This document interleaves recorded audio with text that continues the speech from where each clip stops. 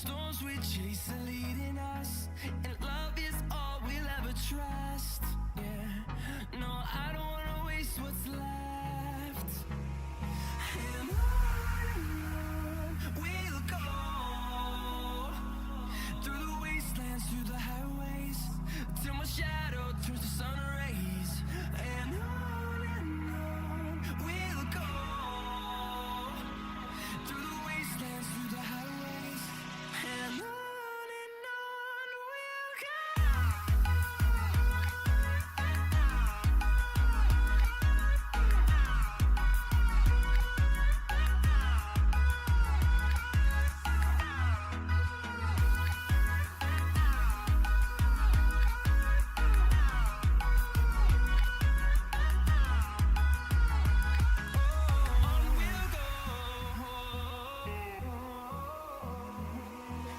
Finding life along the way, melodies we haven't played. No, I don't want no rest. Echoing around these walls, fighting to create a song. I don't wanna miss a beat. And on we'll go, through the wastelands, through the highways, till my shadow turns to sun rays. And on we'll go, through the wastelands, through the highways, and on we'll go.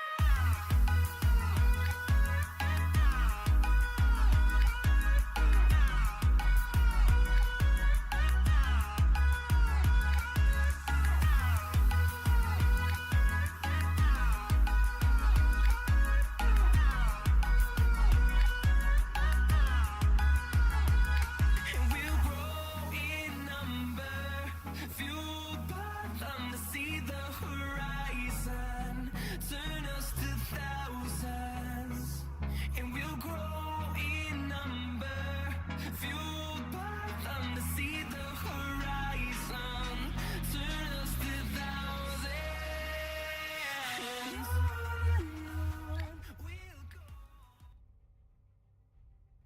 Here we are. Welcome to the Summer Uni Rumble. This is the Division 1 final between ESM Blue on the blue side, ironically, to QT's 3-0 on the red side. I am Tim Mini Artillery, joined by my friend Adjacent World, or I just call him Aj for short. How have you been, my man? I have been quite well, thank you very much, and it's a pleasure to be here on this very exciting day for the Division 1 finals, the, well, so-called best of the best out of those who have come into this Rumble. Yeah, I mean, on both teams, these are very high diamond master challenger players. If some of the viewers do recognize, Flick has been actually in the OCS scene on the team of Outlaws. He used to be quite a good player. Unfortunately, he has dropped out from the team just to focus on studies and such, but he still retains that expert, of course. And I know from ESM Blue, they do have quite a few challenger players on the teams as well. So Yes, and we have a Vel'Koz coming out as the first pick on the blue side. Arguably a bit of a flex pick, could go to the support or the mid, depending on how you play it. And a Varus secured on the red side, a very good hyper carry. yeah, Varus, quite the meta ADC, building the very popular on-hit build with Rageblade, Blade of the Ruin King, Wit's End, that sort of thing, able to output obscene amounts of damage sometime.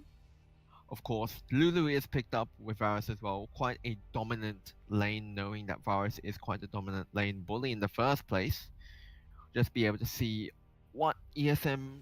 Ooh, they do go with the Skarner pick, surprisingly, that he has been nerfed, just a very small nerf, I believe. A bit of Yes, a few 0.25 reduction on the timer for his stun, I believe. Yep. And of course, Tristana picked up in response to the Varus. Yes, Tristana also being a recent victim of the last patch, as well as the Galio coming out for the red side. Yeah, and I mean, Galio, quite also a very good pick as well, considering you can go into that very high AP build whilst still being tanky. So we very interesting up against a Vel'Koz who seems to be quite the little squishy void creature, as we all know. He can pop some of them, but then he can, you can pop himself. Ooh, we do see both the Tahm Kench and the Warwick being banned off the table. Warwick being quite a good jungler, not too much seen in the professional level. Tahm Kench though, quite a very good support, just being able to save those carries from the pick potential. So obviously QT banning to their strengths, trying to make sure that that they aren't also caught out by anything. Of course, Fura, they don't want any hard split push, so off the table she goes. Yes, and now we have the last ban coming out from ESM Blue. Arguably going to be directed towards the top lane. Yes, and it is a Camille, a very decisive duelist that, when gets ahead, can become quite unstoppable in that top half of the map. Yeah, so it'll be interesting what Feint chooses now here, if he will decide to go for the jungle or the top lane. Ooh, he does decide to go for jungle, so he will leave 0-5 to get that counter pick up against ESM Blue. Interesting how this team comp will go, considering Vel'Koz isn't more of the sustained damage mage you would expect from a Rise or Nazir, but more of a, perhaps I would say, poke burst. Would that be accurate? Yes, and I'm really liking the team comp coming out from the Queensland University here. The Galio, very protective champion, which synergizes incredibly well with the Varus and the Kha'Zix, as the Kha'Zix can often, at times, be caught out when he tries to make attempts onto the backline, which can be supported by the Galio and the Lulu. We actually have a Hoverer from a Poppy, which did recently get buffed with the increased damage on her Wall Collide ability, her tackle. But changing up to the Cho'Gath, another good champion who has rather fallen off lately. He had a rather big time on screen, but although he didn't come across many big changes past then, he's just rather fallen off. And we also have a Shen coming out on ESM Blue, a just solid lane to answer the global threat that the Galio can offer with his own ultimate. Yeah, and I mean, obviously Shen being quite a very safe blind pick as well, considering that QT were leaving the counter pick for 0 and 5, so the Silent Voice just had to go with the safest that he could go, not expecting what 0 and 5 could pull out of his bag of champion pool. That's not a very good term, but I'll just stick with it for now. His bag of a champion pool. Yes, and we do have the Morgana support for ESM Blue, which could provide very useful for negating any engage attempt from the Cho'Gath or the Galio. Yeah, although it will not be blocking that 80 damage that you would expect from a Kha'Zix, and it'll be very interesting to actually see Flick on the Kha'Zix. Usually he does opt in towards more of those tank style junglers, tank bruiserish, so it'll be interesting how he does decide to go on someone like a Kha'Zix, a very super aggressive jungler, someone who wants to try, and once he gets that level 6, evolve his ultimate, get that almost infinite stealth sometimes if you are able to time your rotations properly. Yes, and I'm very much so liking the Vel'Koz into the Galio, and although Galio has the image of being an anti-mage with the inbuilt magic shield on his W ability, Vel'Koz can somewhat surpass that with his natural true damage upon reaching 3 stacks with his abilities. Yeah, so I would actually say it would be quite interesting seeing how this Galio will itemize, knowing that, Cho'Gath is really their only true tank, but of course, true damage against tanks, it's not a winning matchup for the tanks, unfortunately. So it'll be interesting how, if 0 and 5 decides to try and go in for that Righteous Glory, try to be that main initiator, to provide another way for the Galio to use the hero's entrance to enter into the fight. Yes, and What are you thinking for runes here, as Fleet Footwork did receive a rather large nerf towards 80 carries? Um, Interestingly enough, I think Varus would benefit from Lethal Tempo. Obviously, Lethal Tempo being quite the greedy rune in itself because you don't get any inherent, perhaps movement speed or heal like you get from footwork or an extra damage capability you would get from press the attack, but it does give you the ability to surpass your attack speed cap. And knowing that Ardent Sensor is slowly creeping its way back into the meta, I really did not like saying that sentence, knowing that I did play tank top lanes last year, and Ardent Sensor was not a very good item to go up against. We might see QUT support building on sensor and just maybe trying to out damage this late game Tristana. Tristana known for a very late game orientated, getting those three items in the form of, the Infinity Edge, Static Shiv, and Rapid Fire Cannon. Mhm. And I'm interested to see the any interaction between the two junglers. The Skarner can be quite lethal with early ganks due to the effectiveness of his stun, which has been reduced, but it's not a major reduction. Yeah, interesting that you actually do say about the stun as well, because mainly you would think Skarner is that sort of, wait until level 6 and then, try and use the, Impale to try and, just secure a kill. But then again, you can use Skarner as a quasi counter jungle when they do come in and gank as well. Just being able to stun the enemy just with that very short stun, short but very effective stun. So it'll be interesting how if Flick decides to try and take that early aggression onto, Skarner, try and counter jungle him, obviously try and take down some of his little spies around the map, or if Kha'Zix decides to try and farm it out, just try and wait to get a very good pick if one of the lanes are overextending. Yes, and we're just going to do a quick sync up, so we're all together on this. Let's say 5 seconds. Yep, I have not loaded into loading screen, so Very well if you- then, we shall wait. Sure. Taking a look at the runes, that Tristana has gone for the lethal tempo. Yes, and the Varus with the press the attack. Yeah, and interestingly enough, Tristana. Oh, I am actually at 30 seconds. All right, we shall pause at 30 unless Eric is still waiting. Yep, I've paused at 30.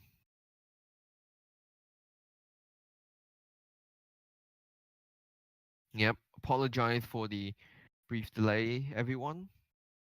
Yes, Just, this of is course. all for just improving the overall quality of the broadcast. Yeah, but of course, we don't want really everyone to be trying to listen to a epic play-by-play of a play that happened 10 seconds ago, so that would be a bit awkward to see. But interestingly to note, Varus actually did go into press the attack, which I would presume he would want to try and use for that lane dominance. But on top of that, he has actually opted into domination as his secondary tree, not the traditional sorcery that now has overtaken into AD carries. We will explain that very soon, as that requires a bit of context and a lot more information, as our partner Aj and I were discussing.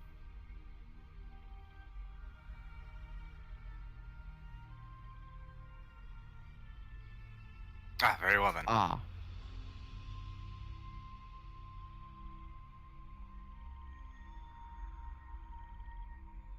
Okay. Yep. Oh. I'm at 35. Just give me a moment.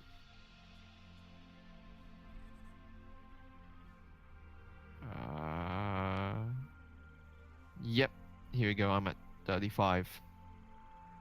Yep. 30 seconds until Yep. Okay, and we are back and in action with the finals for Division 1 in the OCE Rumble. Yeah, like I was saying, Varus has opted in to go to that domination, so I believe um, A summoner has disconnected. We have another pause. Quite unfortunate, if I do say so myself. I mean, that just gives us more time to talk about the game.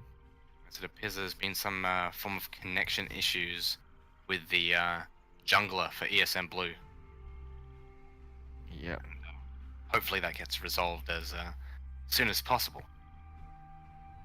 Yep. But yes, so- as you were saying about the runes, please go on. Yeah, so usually now you would take on AD carries, usually either take Celerity for that extra movement speed, knowing that most AD carries would build into either, you know, a Static Shift, Runan's Hurricane, Phantom Dancer, Rapid Fire Cannon, and then perhaps into the Scorch or the Gathering Storm, dependent on what you would like. But interestingly enough, Feint has gone for that A domination, summoner has so been connected. he will lose on quite a lot of stats if the game does decide to go towards that late game, just because of how powerful Gathering Storm can be in these sort of fights, especially how Varus doesn't have that sort of very long range auto attack range that a Tristana has, especially with the lethal tempo. So I really do think that QUT are trusting into 0 and 5's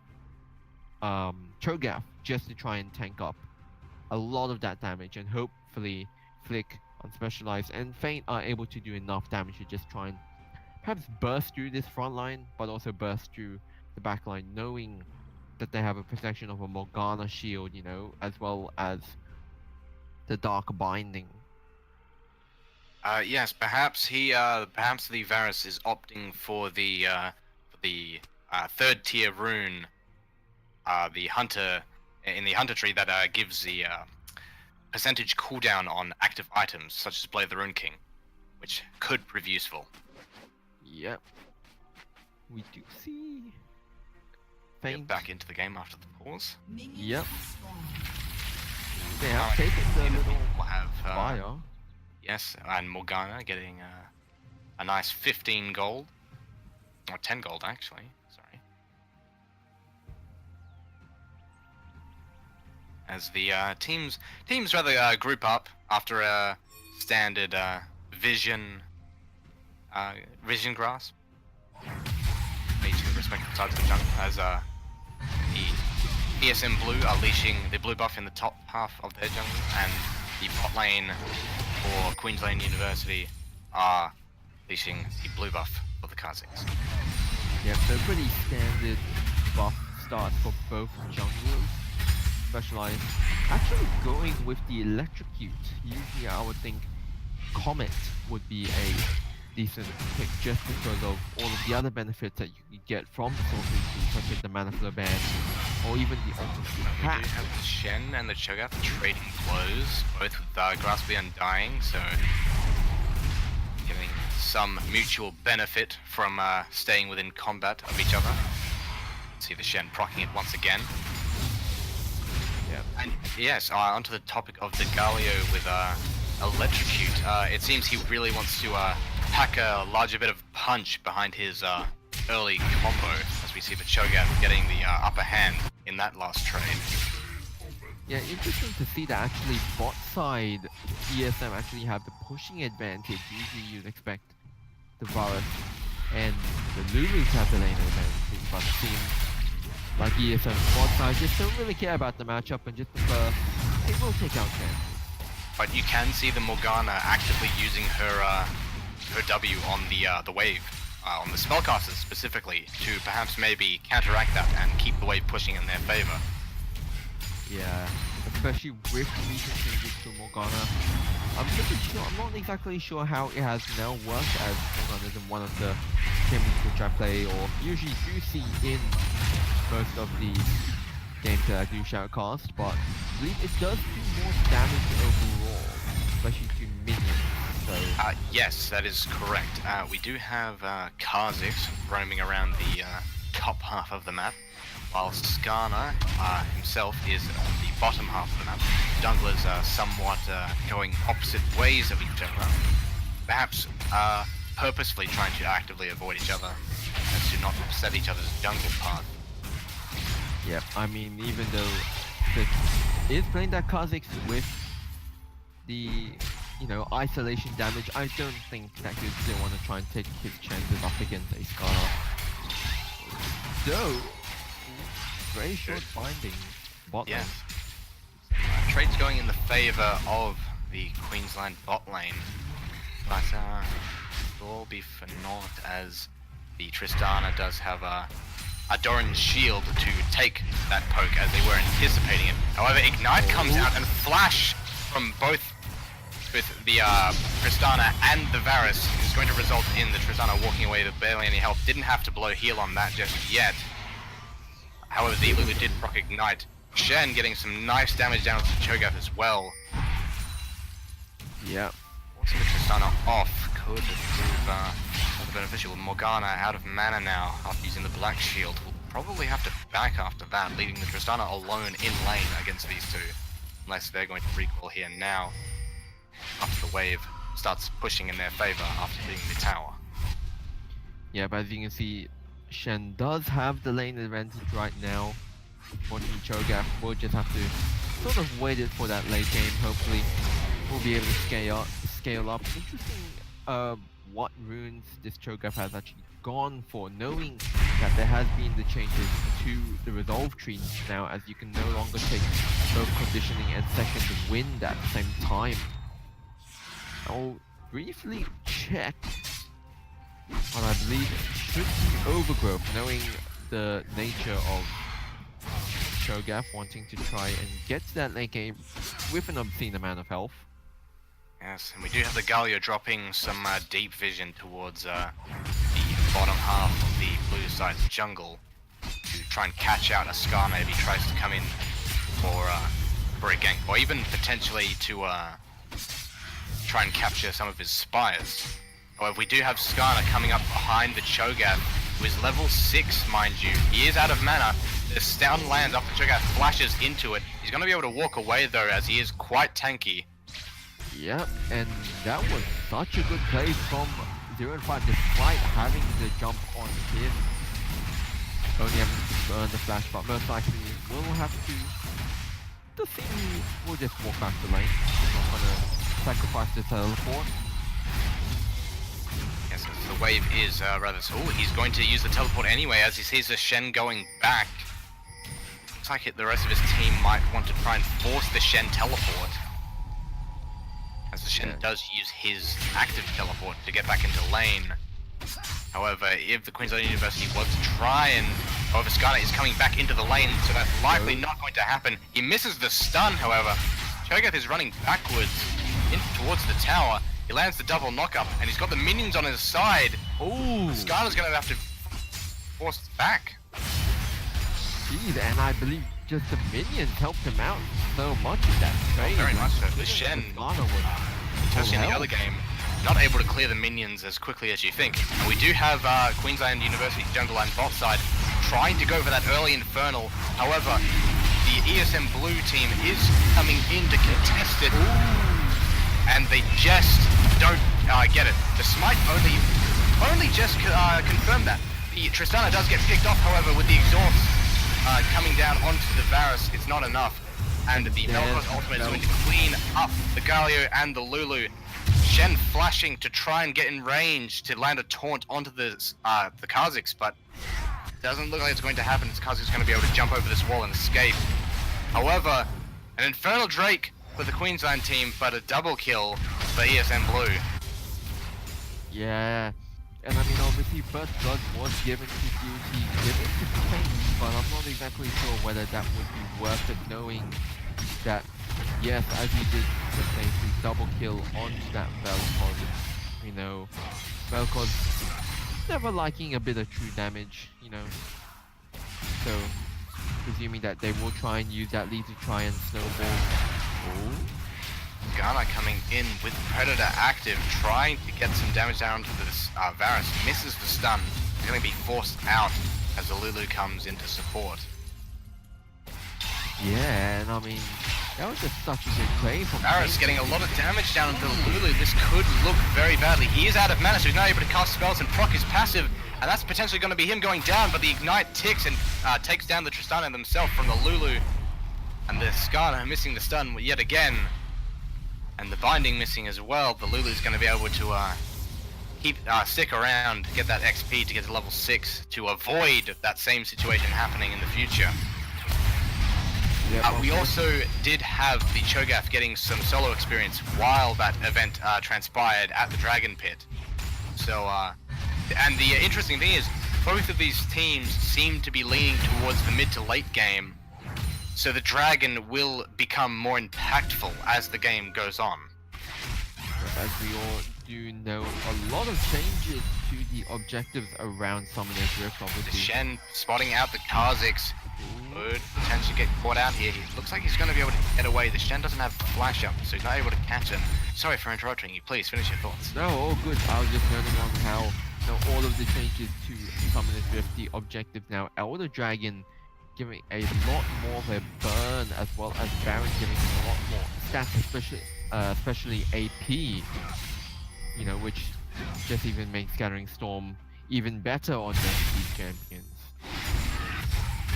It'll be interesting how both of these teams are able to handle the late game, especially with the team fight, knowing that there is the Vel'Koz ultimate. You know, there is a Skarner who can immediately back forward and use the Impale just to suppress someone and pull them back to his team. As well as the Shen being able to use his Stand United defensively and offensively as well. Yeah, so we do have the Tristana rotating into the mid lane, trying to get some pressure down onto that turret, while giving the Varus somewhat of a free roam in the bot lane. Tether comes up from the Morgana, connects, followed up by the Binding. That's going to be an easy pickup for the Skarner, you'd think, but the ultimate comes out from Lulu, and it's going to be like a little bit more to finish her off. Skarner's going to be able to know the Morgana's going to have to pick it up with the W, while a bit of a scuffle almost happened in the mid lane. Both teams are backing off. Tristana finds the Kha'Zix in the bush, and there's a Skarner there to support, misses the stun yet again.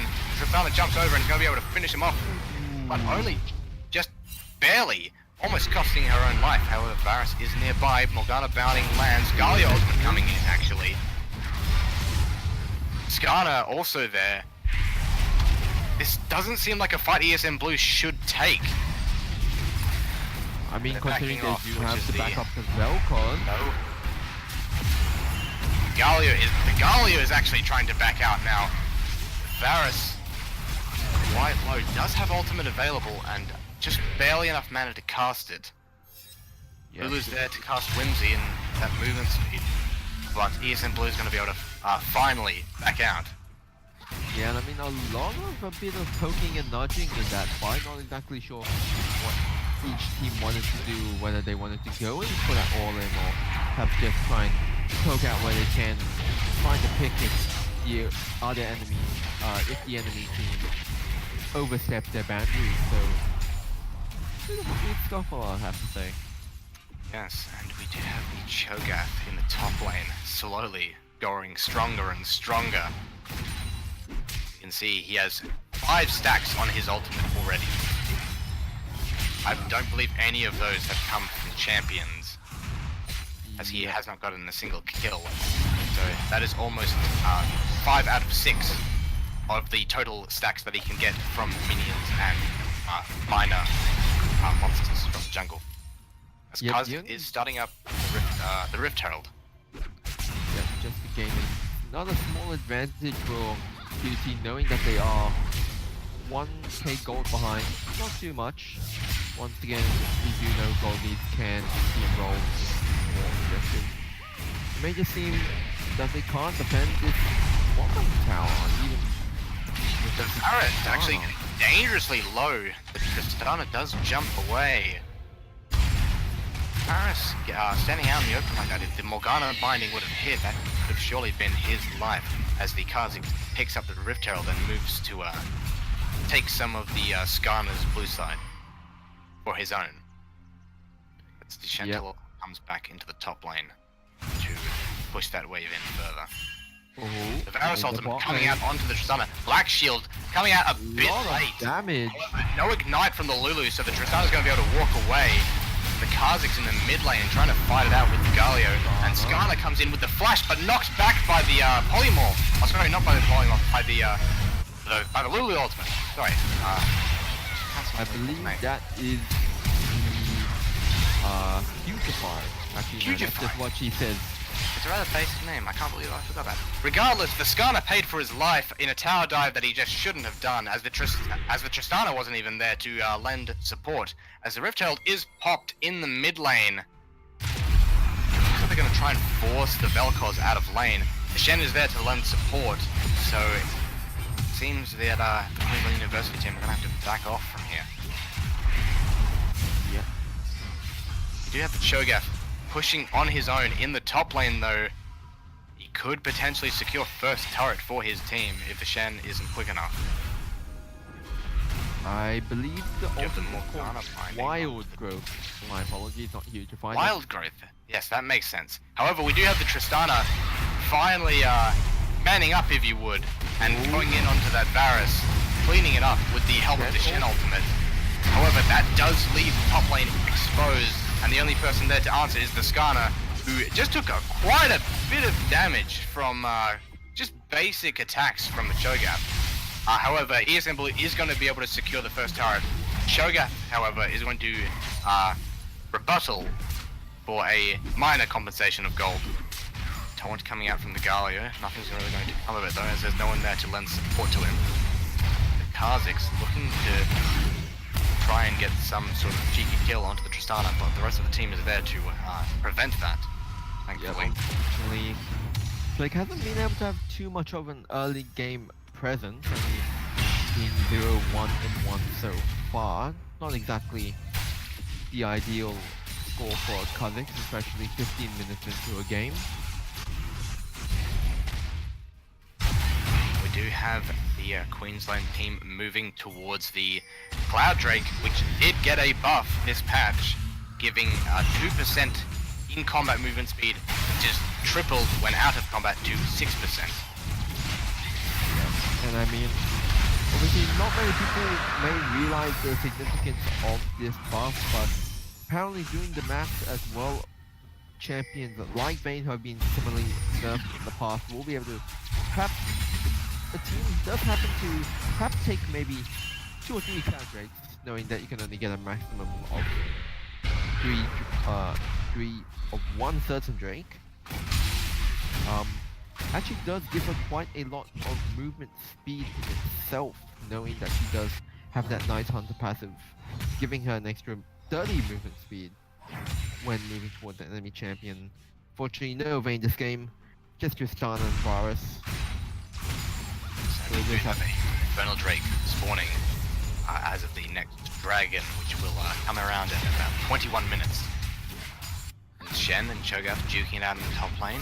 I believe that Cho'Gath wins this fight in the long haul, as he overall just has a lot more damage. Of course, he has to land his abilities. Kha'Zix almost getting caught out here, but in fact he returns that with the help of the Galio and the Lulu. He is going to get picked off by the Tristana, and Vel'Koz doing what damage he can to the Varus. It's not going to be enough though. The Varus might even be able to pick up the kill here. The Lulu does, as the Morgana and Tristana move into support, forcing the Galio away. Tristana jumping in to try and chase him down, but he's out of range and he's not going to be able to follow up. And the Shen actually forced out of lane by the Cho'Gath while that ordeal was happening. Yeah, and I mean, this is when you do give that early advantage with Tristana. You know, she already has picked up the status, she's got the BF as well, presumably just going straight into that Infinity Edge as well. Black Shield coming out late again. That's not very good for the good for the Morgana, as the wrong timing can result in the Tristana's life. Especially taken very, very low. There is a Shen ultimate available, however, it's not quick enough, as the Kha'Zix is able to flank around with his ultimate and jump in onto the Tristana. Shen not reacting quick enough with that ultimate. Yeah, and I mean, that was such a swift shutdown kill as well, especially on the Tristana. I think that just might get flicked back into the game perhaps. Well, I'm not exactly sure, but it's a good start at least. Yes, and a Kha'Zix with with full lethality is something to be feared. I can assure you of that. Vel'Koz landing an ultimate onto the Varus, almost taking him out on his own. But thankfully the Lulu was there to lend a hand and cast Overgrowth onto him. Yeah, and also having to also heal as well, so that is a very crucial summon a spell down for Feint. Will be very interesting how he will have to play the following fight full. Bit of a friendly tussle. Yes, we do have a bit of a skirmish coming out in the top half of the jungle as Baron is spawning in 40 seconds. The mid turret finally falls there for the Queensland team. Yeah. As we look once again, and the Cho'Gath is just ducking it up as you would in the top lane. Bit of a scuffle coming out in the jungle for the red team. They're going to back out. No, the Black Shield coming out just in the nick of time to block the Varus ultimate. Vel'Koz is going to be able to pick him up from a distance. Cho'Gath trying to hunt him down, lands the knock-up. He's going to try and chase, but no, the rest of the team is backing off towards the Skarner, picking up the Morgana with the Kha'Zix, and the Skarner getting picked off, trying to fight with the rest of his team. The Tristana on the flank. They're going to be able to take out Galio and the Kha'Zix. The Kha'Zix going down to the Vel'Koz on his own. Tristana picking up the Lulu. They're just trying to whittle away at the damage. Flash Taunt coming in through the Shen, but it's followed up by another flash from the Cho'Gath. They're not going to be able to follow it up and pick up the kill on him. However, they are likely going to try and get the tower. The Varus is up to defend though, but I'm unsure if he'll be able to defend it. Yeah, and I mean that is just the immense power of the Tristana once she does manage to get ahead, even, you know, to grant her a few. Vel'Koz forcing the Varus off and allowing them to secure that inner turret. Yeah, and I mean, obviously, if we do look, Vel'Koz is 4-1 and 3, as well as this Tristana being 7-3 and 4, not a very favorable numbers game for QT, trying to get that Kha'Zix ahead, you know, trying to get that early game advantage as far as well. So I'm not exactly sure if So the we look at Tristana the, will outscale. Sorry, go ahead. Oh, if we look at the vision control right now, we can see that the Queensland team is really trying to put pressure on the Baron at the moment. And the ESM Blue is trying to answer where they can. They do have some deep vision onto the red team's blue side, but variations throughout the top half of the map.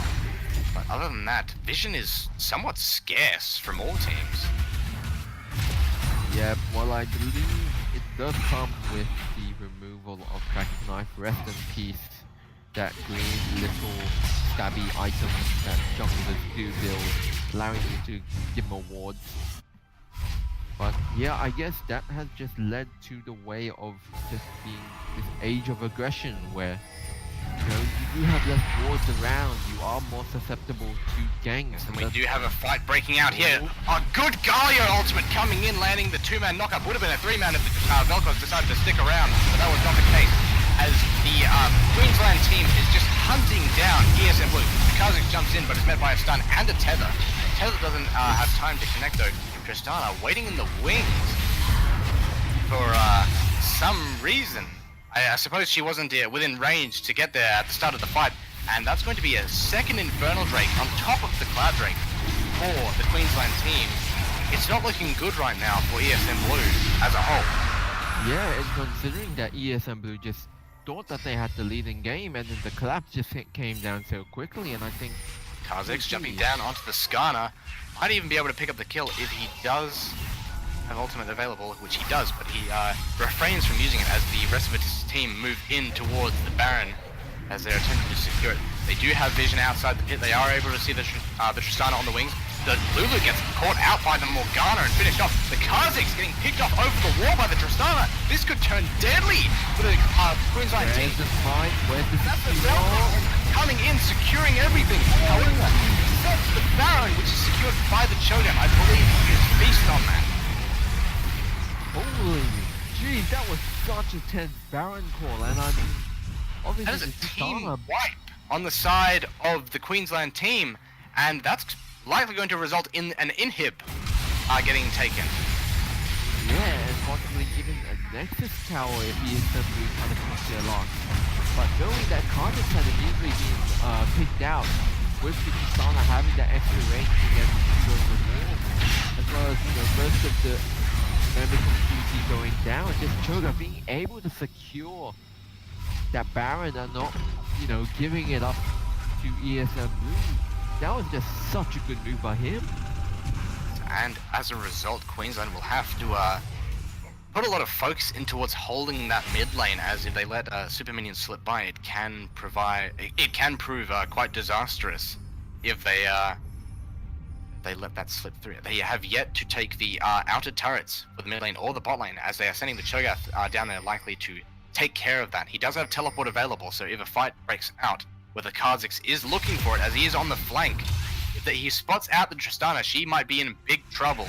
The Tristana is currently out of vision, but not for long, as she will appear in the top lane just now.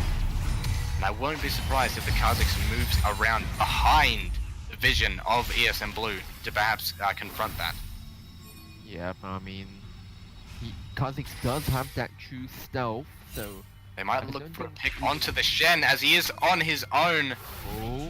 But he's able to get away. Galio ultimate coming out a bit late there. Not able to secure the pick onto the Shen, as ESM Blue are just happily pushing down the top lane. Cho'Gath teleport coming out, as well as the Galio teleport. So the rest of the team tries to rotate over in time. Tristana jumping out. I think Kha'Zix health coming out as Cho'Gath on the front line and the Galio on the front line are just getting shredded by the true damage from the Vel'Koz. Tristana flashing over the wall, like going to finish off the Cho'Gath, jumps over. She's thirsty for blood, wants to get onto the Lulu, but decides to turn back and focus the tower and the Nexus, and the inhib, as the Kha'Zix and the rest of the Queensland team are just forced to scavenge, but then only to get picked off due to bad positioning. Yeah, and I mean, just trying to force that mid-lane tower, knowing that, there's only Shen available. I'm not exactly sure what they're And trying to go Kha'Zix there. gets caught out by the Morgana binding, and that's him going down. And that's likely going to result in at least both of the Nexus towers going down, if not the game right now. Yeah, I think this might be due to something unspecialized, and the support can try and... A good taunt from the Galio does come out, and the ignite onto the Tristana. It's not going to be enough. Cho'Gath gets exhausted. He's just not able to get on top of those squishy targets for the beast. Yeah, just them off. as he can. Varus goes down, and that's going to be game heading towards ESM Blue. Clutching it out with that ace at the Baron pit, and from then on just precise movement together as a team through the top lane, securing the game as a whole. Yeah, I mean, that was just such a decent goal as well. Just getting the Tristana and the Vel'Koz ahead during the early game. I just don't think Flick was able to use the Kha'Zix to its full effectiveness, and I just didn't really see too many roams as well from the Galio, either the top lane or even the bot lane, so not exactly sure, if QT's team draft just worked for them. Yes, that game, it looked like it was going in the Queensland Tech's favor so much with the dragon control, but they just lost it. They underestimated the Tristana's bonus range over that Baron pit, and the overall damage that she had was able to accumulate with the early advantage she was given. Yeah, and I mean, I'm not exactly sure what QT's ban list will be, but I'm pretty sure Tristana will have to be one of them. Right now, we will have, I believe, a very short break till game 2. We will see you all back to see who will take game 2 of this Division 1 final.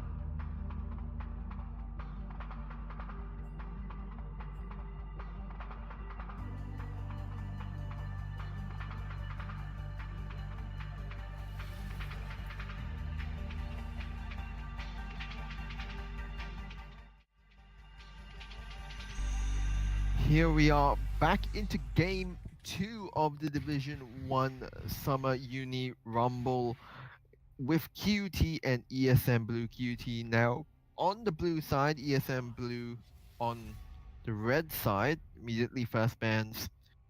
They don't want to see that Velcros from first game, so off the table as it goes.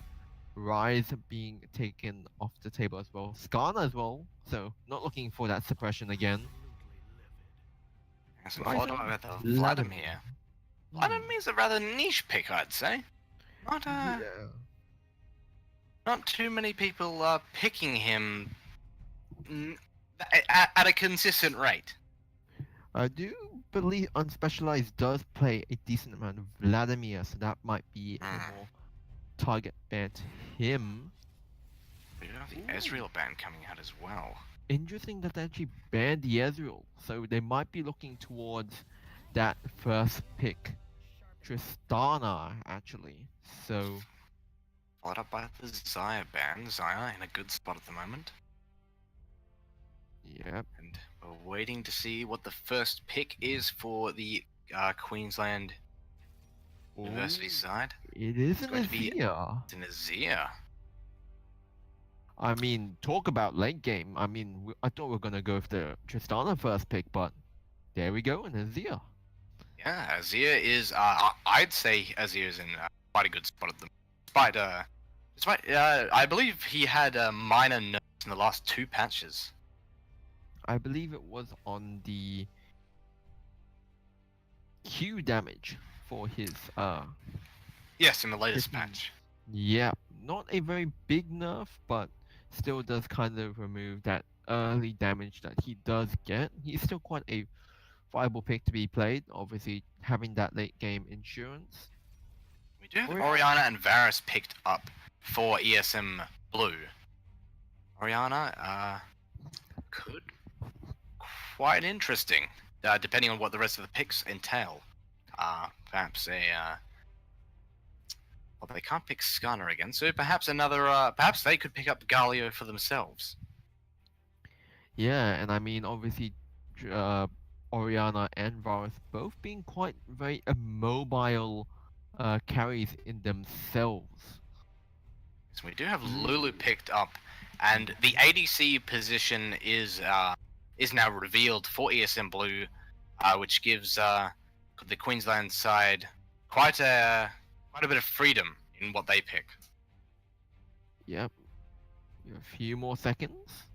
Ooh, does look like Vec is going with the Kazakhs again. Ooh, a quick switch over to the Jax. Very quick switch over to the Jax. That could potentially be jungle or top lane. It is a relative flex pick, but it would be more suited towards the top lane.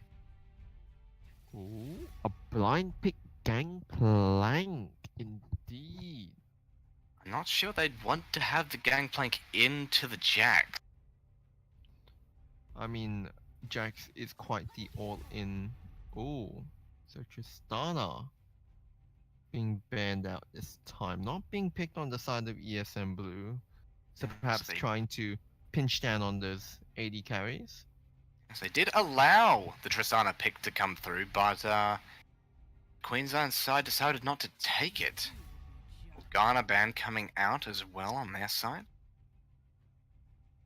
Just be very interesting if they do decide to flex pick this Jax, knowing that they could still find a counter pick for the gangplank if the Jax decides to go jungle.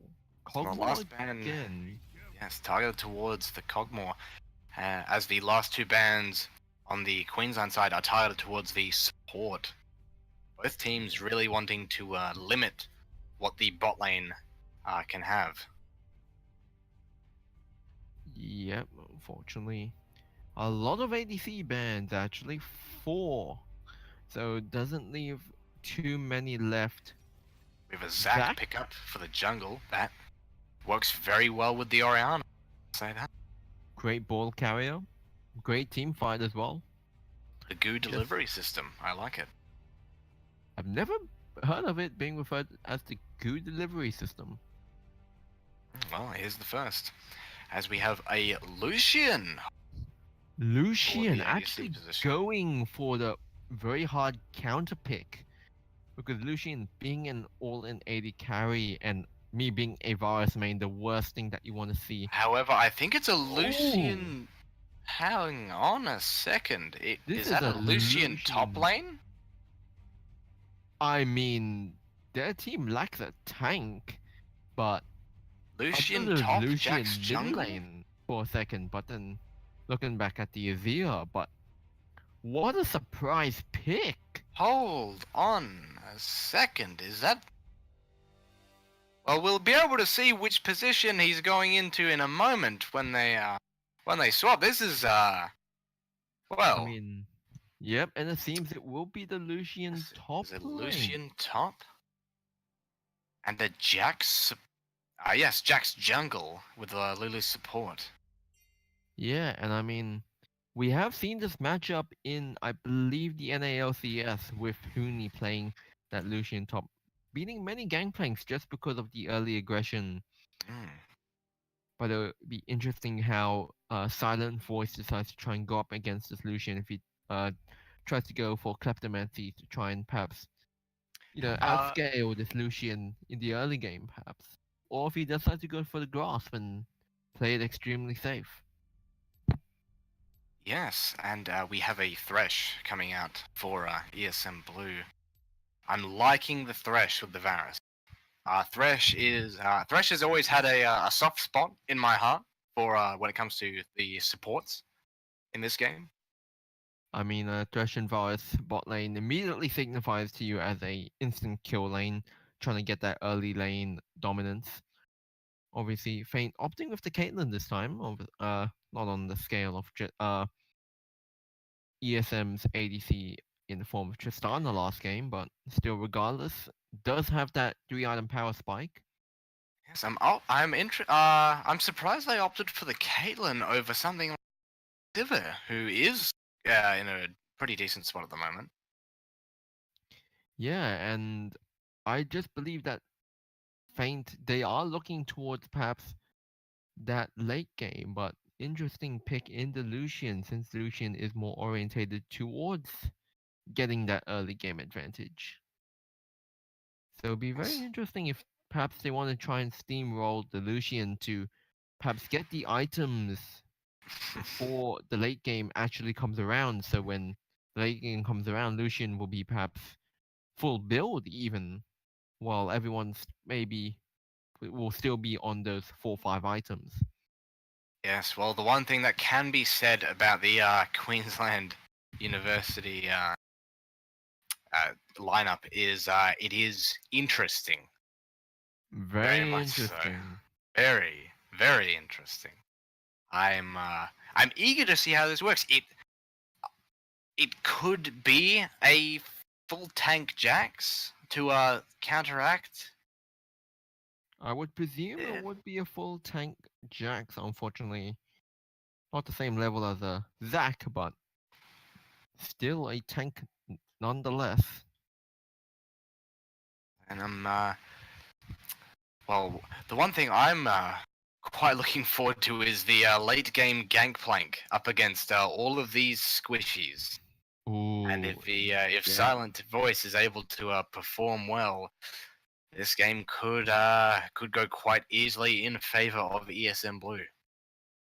Yeah, and I mean, with the Caitlyn and the Zia pick, you would expect QUT to try and perhaps maybe even draft the tank into the top lane to try and, get that insurance, but instead, it's the Lucian.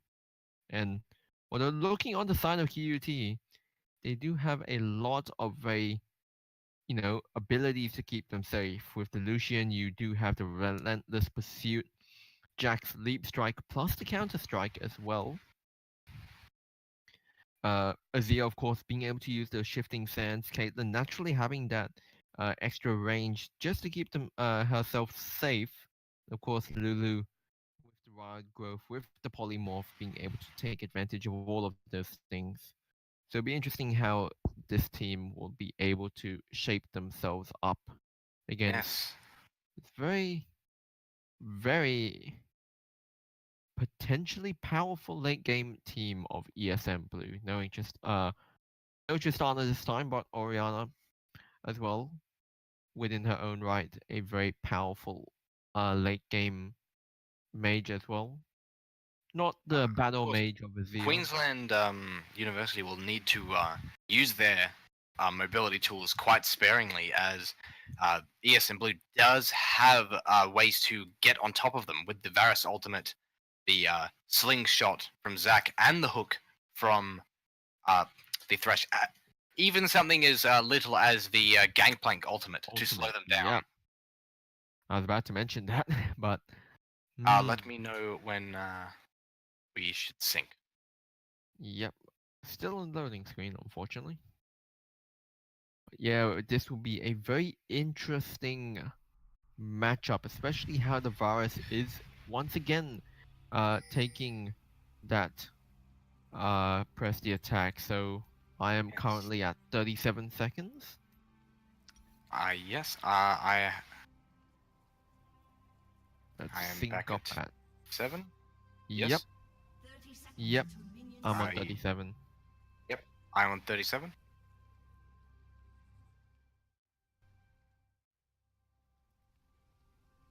Yep.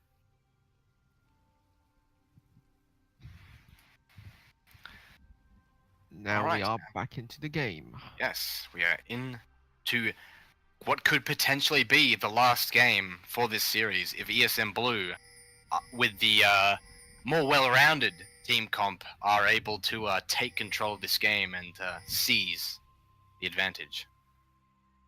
Yep, ESM Blue.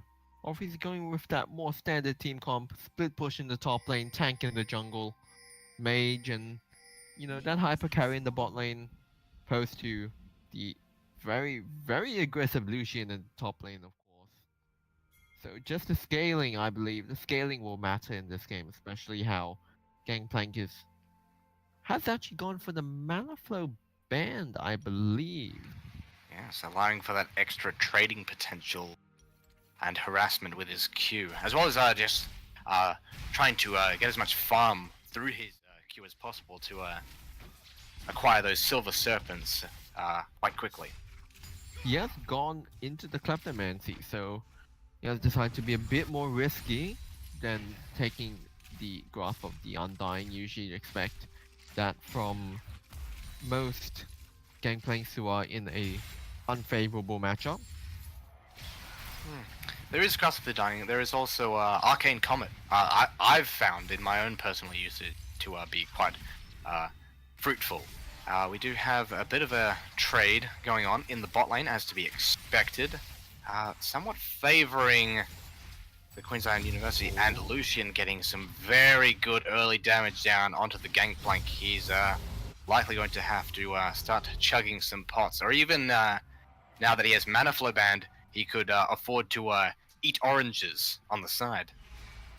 Yep, and I mean, I believe this Gangplank just says, alright, I'll just be relegated up to top lane, and I just want to scale as much as I can. But will That is QUT what allow Gangplank him to does do well. that? That's the only thing. He is getting forced into tower. We'll have a confrontation here in the jungle as the Jax does find the Zac. He uses the leap strike to get on top of him with a ward, but the counter strike missed, so the Zac is able to get away. Lucian's there to lend a hand. I believe the Zac is aware that the Lucian is there through communication with the Gangplank, so he is not going to attempt to retake or contest the red buff. Interestingly enough, the Lucian actually had not opted into the Gathering Storm to try and keep up in that late game damage, but has instead gone for Celerity and Scorch. So perhaps trying to get that extra. Good hook coming out from the Thresh onto the Caitlyn. Aftershock does proc onto them. A lot of damage coming out. However, the trade overall seems to be favoring Queensland UT. As the flash comes out from the Lulu and the Ignite ticks. And with the help of the auto attack, that's going to be a kill secured for the Lulu. However, Thresh hook does land, but isn't able to pull them into tower just yet. Back coming down bot lane. Forces the Caitlyn flash, but he's going to have to back away, as he doesn't have the ability to continue pushing. And, again, a lot of damage from the Lucian onto the gangplank, really taking advantage of the early pressure the Lucian can display onto your characters with almost little negation when it comes to the lane, as the gangplank isn't really able to pressure where the Lucian can and can't walk within the lane. Yep. Oh, parlay hits onto 0 and 5. Not too much. Does a decent amount of damage, as he has picked up Sheen now after teleporting back into lane. The standard pickup for a gangplank as a first back. Yeah, as you can see though, 0 and 5 does have that significant CS lead on top of the gangplank, being able to pick up a Vamp Scepter as well as an extra pot and control ward. So He's able to pick up the barrel before the gangplank can detonate it. yeah, Giving him unfortunately, 20 gold. gangplank, his barrels, I believe his barrels cooldown time is decreased at level 7 and level 13. So Yes, that is correct. we'll Lucian just have to dodging wait. into the explosion of the barrel. Not Perhaps just- optimal.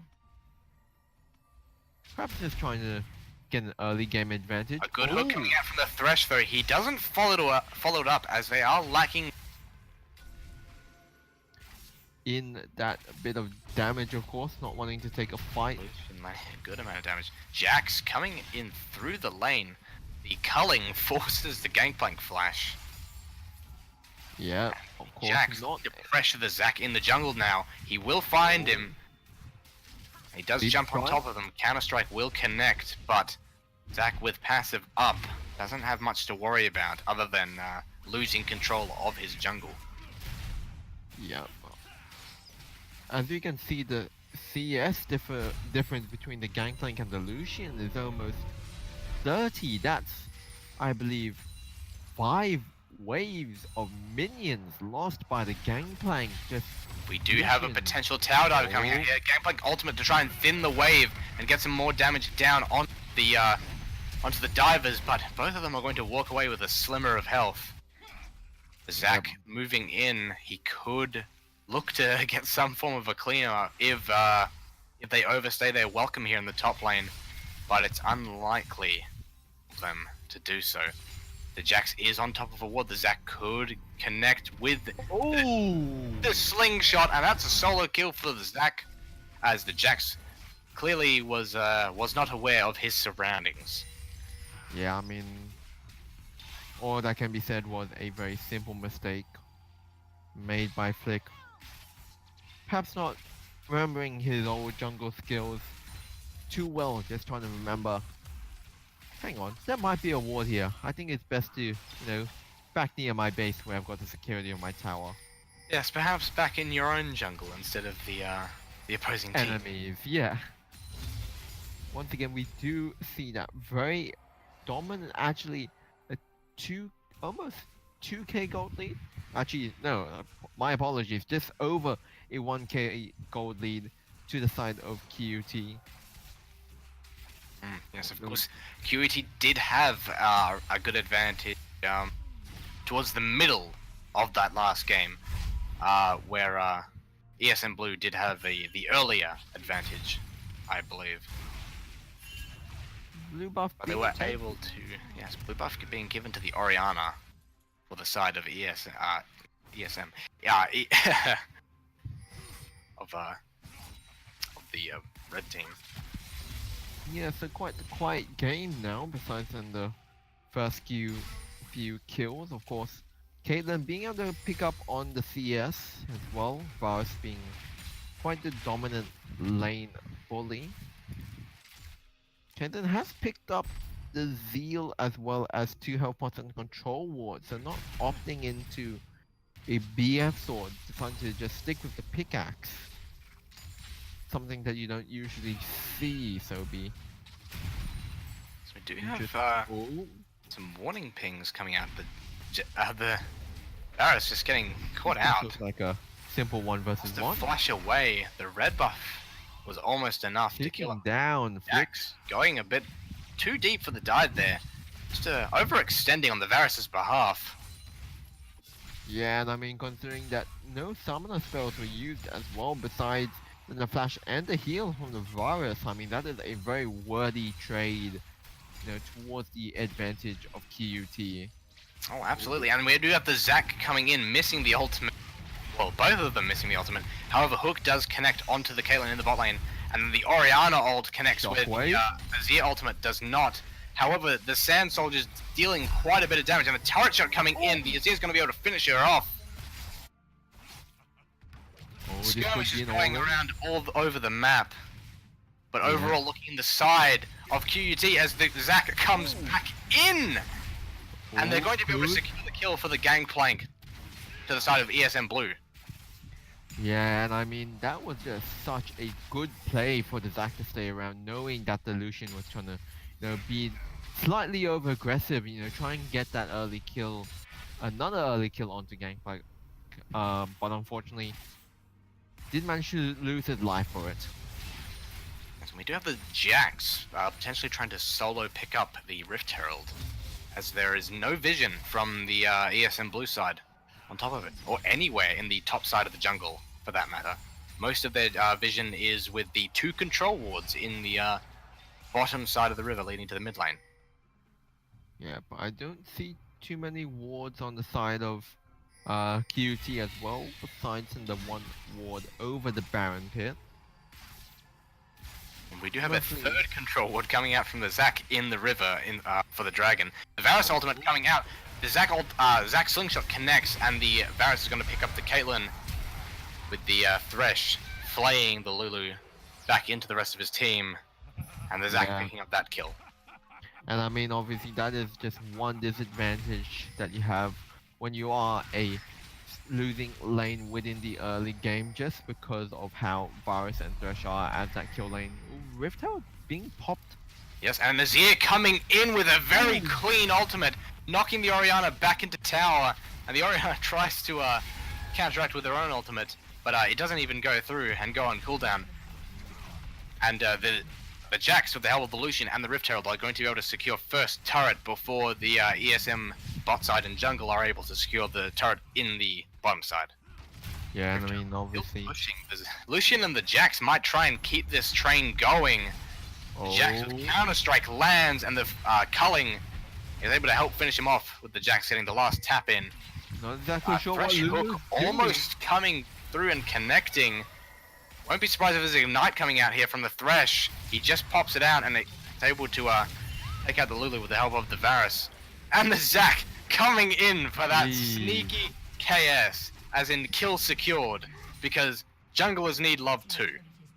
Yeah, and I mean, I'm not exactly sure what the Lulu was doing just so far ahead, knowing that Thresh was missing and he could just come in at any time with the hook. So, a bit of a shenanigans going down bot lane. On part of the Queensland bot. But we do see advantages up in that mid lane, with Unspecialized being 2-0 so far, and Lucian having that lane dominance.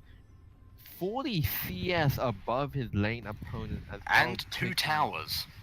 Yep, and I even believe now that he's opting into a second item, Guardian Angel. Picking up that cloth armor could simply be a Ninja Tabi.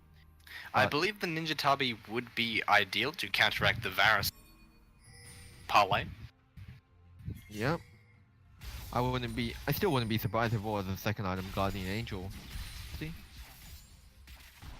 I wouldn't be surprised either, honestly. He is quite far ahead, and losing that advantage would set his team back quite far, as the ESM Blues bot lane and jungle are starting to gain traction. Yep. We do see the Gangplank having a bit of time by himself up in the top lane, hoping to try and knock down that tower while... Oh yes, he'll be loving this. We do see a teleport collapse. I'm not exactly sure if Lucian can take this. Lucian almost getting caught out by the Zac, but he's able to proc Blade of the Rune King, and the Lulu's there to lend a hand. Zac, forced to ult away with the help of the Orianna, is going to be able to get away, while the Gangplank teleports back to his turret. He's able to safely get away. the Varus and the Thresh looking to try and start the Dragon while the entire Queensland team, except for the Azir, who comes up alive. behind them and lands a good amount of damage onto the Varus Pretty much shuffle. and cleans him up. Almost gonna 2v1, except the procs the heal, so he might be able to finish the 2v1. And the Orianna, a lapse in judgment as well, not understanding that Jax can deal damage, especially with a Lulu there to back him up. And the Azir is able to finish the bot lane duo for the Queensland side. A little bit Sorry, of for a scuffle. ESM. The Jax actually flashing onto the Zac, proccing his passive. I'm not sure if he'll be able to finish him off, as the Gangplank does deal a bit of damage. Just having to leap strike away. Yes, they were able to secure the Dragon, however, and it will become quite handy the later the game goes on. Especially with the amount of rotations that you would want to try and do with this team as well. We do have Interesting, yeah. ESM just trying to scrounge what they can, Mm-hmm.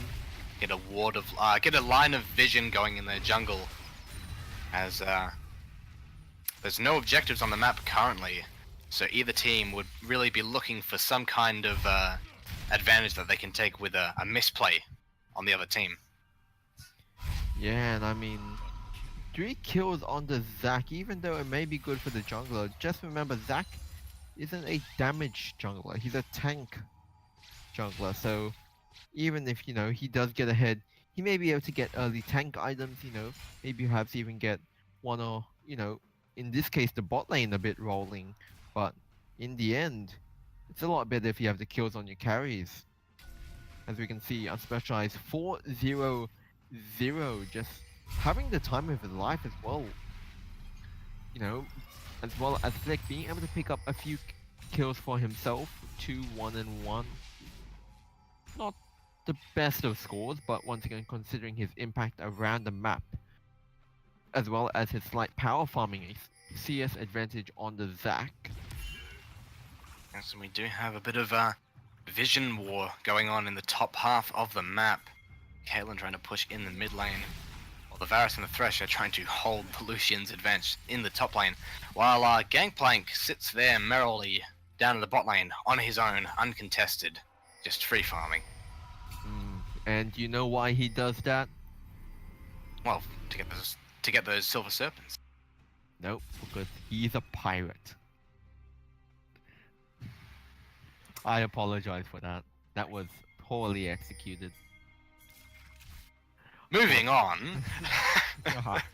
We do have majority of the Queensland team looking to collapse on the Gangplank. Actually, he's going to be able to. Well, I was going to say he has oranges up, so he would have been able to avoid the Counter-Strike stun, but the Zac presence alone was able to dissuade the Jax from pursuing further. Yep, does seem to look like they want to try and push in this bot lane tower, knowing that the top lane tower on their side is relatively healthy. And is currently being contested by both of the bot lane members from ESM Blue, which means it is a 3v5 in this instance. Flick. The Jax forcing the Gangplank off of the tower, and Zac coming in with the slingshot behind them. Counter-Strike Not lands on the exactly Zac, sure if and they the can Lucian get with a this tower. culling trying to get some poke damage down onto them. The Varus and the Thresh were able to secure the outer turret, and looks like they're backing off to try and reinforce their defenses now with the rest of their team. Oh, actually not, and Flick will just have to recall to try and stop this Varus from taking another tower, while QUT still haven't been able to get that last tier 2. But it looks like they're able to secure the bottom the bottom inner turret. And the Varus, contested now by the Jax, who is using Counter-Strike, won't be able to proc it onto him as the Chains of Corruption does halt his advance. And he may be able to pick up the turret with the he can sense with the rest of his team's advice, I'll bet. The closing clause that is the rest of the QUT. Queensland, yes, the Queensland team. blue buff being casually picked up for unspecialized. As it Lu- should be. And we have the Lucian in lane, as Baron is currently spawning in 35 seconds. And Dragon, a minute 20. Believe it is an infernal. It is an Ocean Drake. Ocean Drake. I think it's just an outdated image for dragon, and I just thought, oh, it's a red dragon. Perhaps it's an infernal, but No, that is the just default image that they use for the dragons in Spectator. oh. Alright, we'll have to remember that for future costs. Back to the game though. Quite a decent amount of vision being put out by ESM Blue. Still two control wards. Baron The is vision up though now. What is to be expected, as Baron is currently up, and I'd say both teams are arguably in where they could attempt to take it if they find the other team out of position. Yep. As Control the ward. ESM Blue does have the Varus, can deal quite a bit of damage very quickly, and the Queensland University does have the Azir and the Jax. Yeah, unfortunately, Caitlyn hasn't hit that 3-item power spike yet. Only the Infinity Edge and the Static Shiv, so she won't get that extra auto attack range from the rapid fire cannon. They Still are going to equally, look to pick up the Ocean Drake though, and relatively uncontested. not too many offensive Drakes this game, unfortunately. Just 2 little oceans and a 3rd ocean. Yes, and a 3rd Ocean coming up. So, yes, Queensland University will be able to regen all the health and mana. Yeah, hopefully they will be making use of that with the rotations as well. Coming out onto the Jax, but no one's going to be there to follow up at the Varus now to team, and the Lucian and the Gangplank are in bot lane trading blows. Gangplank Lucian. taking relatively the worst end. As Zac coming in. That goes in on his own. The Gangplank not backing him up, Ooh. and the Jax with the Lulu ultimate diving onto the tower, procs his stopwatch, as the Azir is going to go down to the tower, but not after taking out Zac. Varus. And the Kidnap Zac does manage to get Flick in. pulling back the rest of his, pulling back the Zac, sorry. The Lucian going to be able to proc his passive as the Caitlyn and the Lulu are now trying to siege this mid lane turret. Caitlyn taking a bit of unnecessary damage. Gangplank actually used teleport for To some try and reason. save the Zac Boblet, I believe. Right, yes. But was yeah, he, I mean, this is the power of 2 ADCs, just being able to take down those towers so fast. And I mean, And the this is Gangplank a just not 22 being in any minute position. inhibitor. Yes. The Gangplank Yeah. just not. Oh, there is a pause coming out. As I was going to say, the Gangplank just not in any position to compete against them, the AD carries. Despite them being relatively squishy targets, he's just not in any position to deal that damage yet. So we do have a pause coming out for an unknown reason. I believe, the jungle mic issue. The headset just died, so Alright. Well, hopefully that will get resolved as soon as possible. So, any thought the game is going in the favor of Queensland University so far? yeah, I mean, obviously, now having the leads in both the Caitlyn and the Azir, Flick getting relatively tanky as well. That tower dive in the mid lane, just such a good play as well. Stopwatches being used. I believe 2 stopwatches were used, but I believe Flick's stopwatch usage obviously taken a lot of damage just being a shift the tower aggro. So should be able to just be able to perhaps scale just that bit more, knowing that they do have that trio of Jax, Azir, and Caitlyn as well. Yes, and we do have both teams resetting somewhat, with the ESM Blue losing their mid lane inhib. Almost relatively similar to the last game of the opposite sides. Bit of Baron prep as well. Yes, Not perhaps. exactly sure if ESM Blue want to try and go for a Baron push, knowing that there is a middle inhibitor open. I don't think the Gangplank can try and hold off the super minions for that long.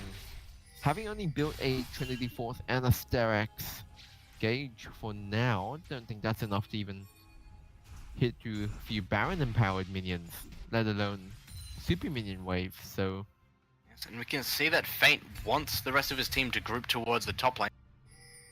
Split pushes in the bot lane against the Gangplank, who at this rate would easily beat him, I believe. Unless through some miracle trades. The Gangplank ultimate actually coming out on top of the Azir, who That's does right. get picked off very quickly by the Varus, as well as the Jax, as the crowd control from ESM Blue is just proving too strong at this current point in time. yeah, and I mean those are two key members from the side of QT just disappearing, and I just didn't think that QT should have taken that fight, knowing that they didn't know who was there. Yes, No, and we they do have the didn't- Orianna and the Zac backing off to help the Gangplank push off the Lucian. So I believe the Interesting. Lucian knows his welcome is not going to be- verified. So he is starting to back away. Yeah, and I mean that could have been quite an easy Baron call for the side of ESM Blue, you know, taking down Flick and Unspecialized, but seems they're just going to give a bit more priority to their base instead. I mean, wise move, but there could have been better things that could be done. But with that fight, it does prove that ESM Blue is not out of this just yet. They still have the chance to take this to a 2-0 and steal the championship from Queensland University's grasp. Yeah, and I mean, this is what QT are trying to do, just trying to, you know, make it a 1-1, so it will have to go for a third game.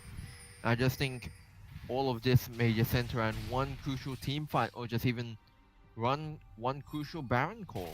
We do have QUT trying to start up, or at least try to bait the Baron, as they are starting up right now with the Jax, and ESM is aware that they are doing it. However, Lucian and Gangplank are alone together in the bot lane. Both of them have teleport available.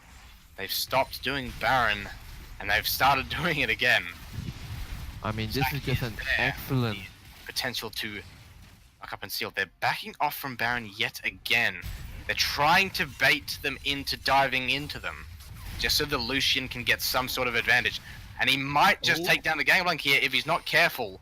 He did have Flash available, but as did the Gangplank. So it probably wouldn't have been worth flashing in for that. Starting back up the Baron again. Flick not very tanky, still has to pop the And Grandmaster's Zac is Smite. aware that they are doing it. He could very easily attempt to make a steal here.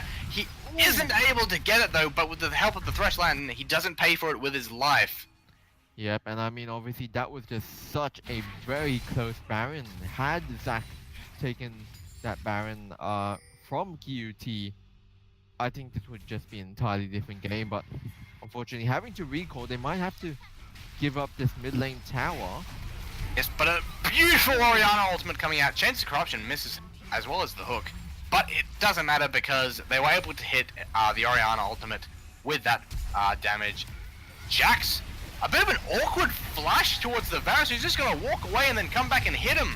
Flick going down as well. And the Azir almost getting caught out as well, and trades just not going in the favor of QUT. Yeah, and I mean, that ESM is, Blue are still in this. that is two people down. Two Baron buffs gone already. And I'm just not exactly sure what QUT were thinking. First, the Lulu goes in, tries to protect the turret, but there is an Orianna with Shockwave. There's a Varus with Chains of Corruption. There's a Zac with an Elastic Slingshot. I don't think you'd really want to be walking into that. Yes, and mid inhibitor has respawned for ESM Blue, stabilizing their defenses. Unfortunately, we do not see any Baron Banner of Command minions. Banner of Command Baron minions has been removed as of this patch. Oh. Oh well. I was really looking forward to seeing that at least in one of the games, but Fortunately, we Too will not late. be able to see that. Oh, Gangplank not able to connect with those barrels. And Zack, with the Oriana as well, just trying to catch out this Lashing. Lucian. They're trying so hard to do it. Oriana connects and the Gangplank Q will finish off the Lucian. Finally taking him down after so long just being able to move up and down the bot lane. Almost uncontested. yeah, and I mean, that was a lot used for one kill, though. Only having, you know, using the cannon barrage plus the Oriana shockwave as well. There goes the third Ocean Drake. Believe the next one will be a mountain. Finally, we get some different variety. A mountain Drake. Obviously, would be good for any team who wants to siege, and obviously with the dual ADC of Lucian and Caitlyn, as well as even, might even well, Zack coming in, a beautiful ultimate landed on the Caitlyn and the Jax. not being able to do anything. Caitlyn was actually at able to get out, all. my bad. But Yeah. nevertheless, the Jax got caught and paid for it with his life, and ESM Blue have the upper hand and are looking to push down the mid lane now. Oh, we do see that 3-item power spike from the Caitlyn, so can still try and get those very sneaky 800 range headshots, of course. But once again, farm advantage to the Varus. Culling coming out for Lucian. And Caitlyn able to clear the wave relatively easily with the help of... We do see though the Varus does have 4 items on top of the Caitlyn, but of course Caitlyn having that range advantage, so be interesting whether, you know, ESM try to go and besiege his mid lane tower knowing that the top lane of QUT is being pushed in, not in their favor.